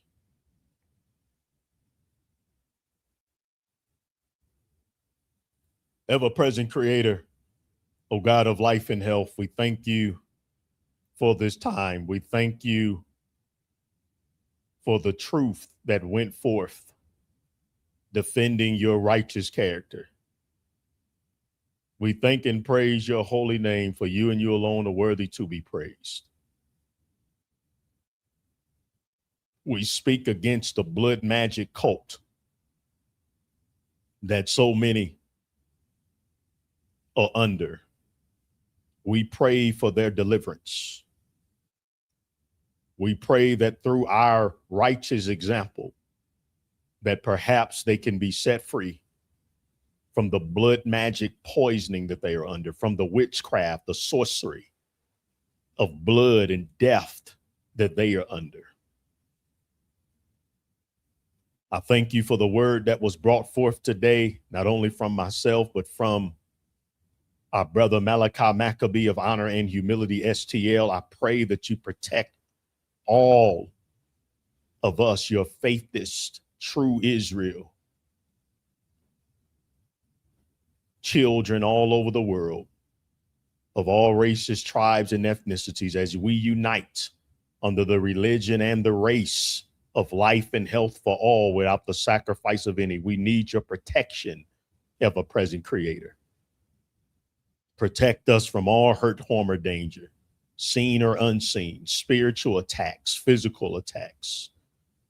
We see the violence and the threats and the anger that the vampires have against us for simply teaching that you are a parent of love. I pray for the healing of our bodies, that we will get ourselves in tip-top shape so that we can be a righteous example. So I rebuke all satanic addictions and vices and laziness, lack of discipline. Help us to exercise, help us to eat your medicine foods that grow from the soil, help us not to fall into junk food veganism. I rebuke all food addictions and addictions of all kinds. I pray for our family members, friends, loved ones. Give us peace even with our enemies. Help us to forgive our enemies, to forgive the vampires, because we do pray for their healing and their deliverance. Help us not to harbor bitterness, no matter how wicked and evil and monstrous they are. We still thank you that you delivered us from the blood magic spell.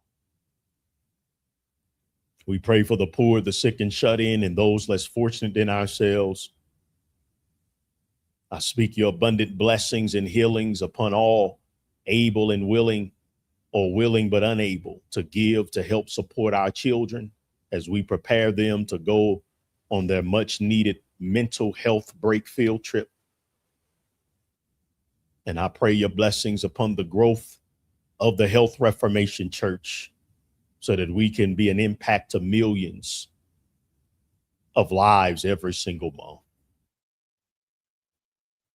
I pray for our marriages, our children, work, school, studies.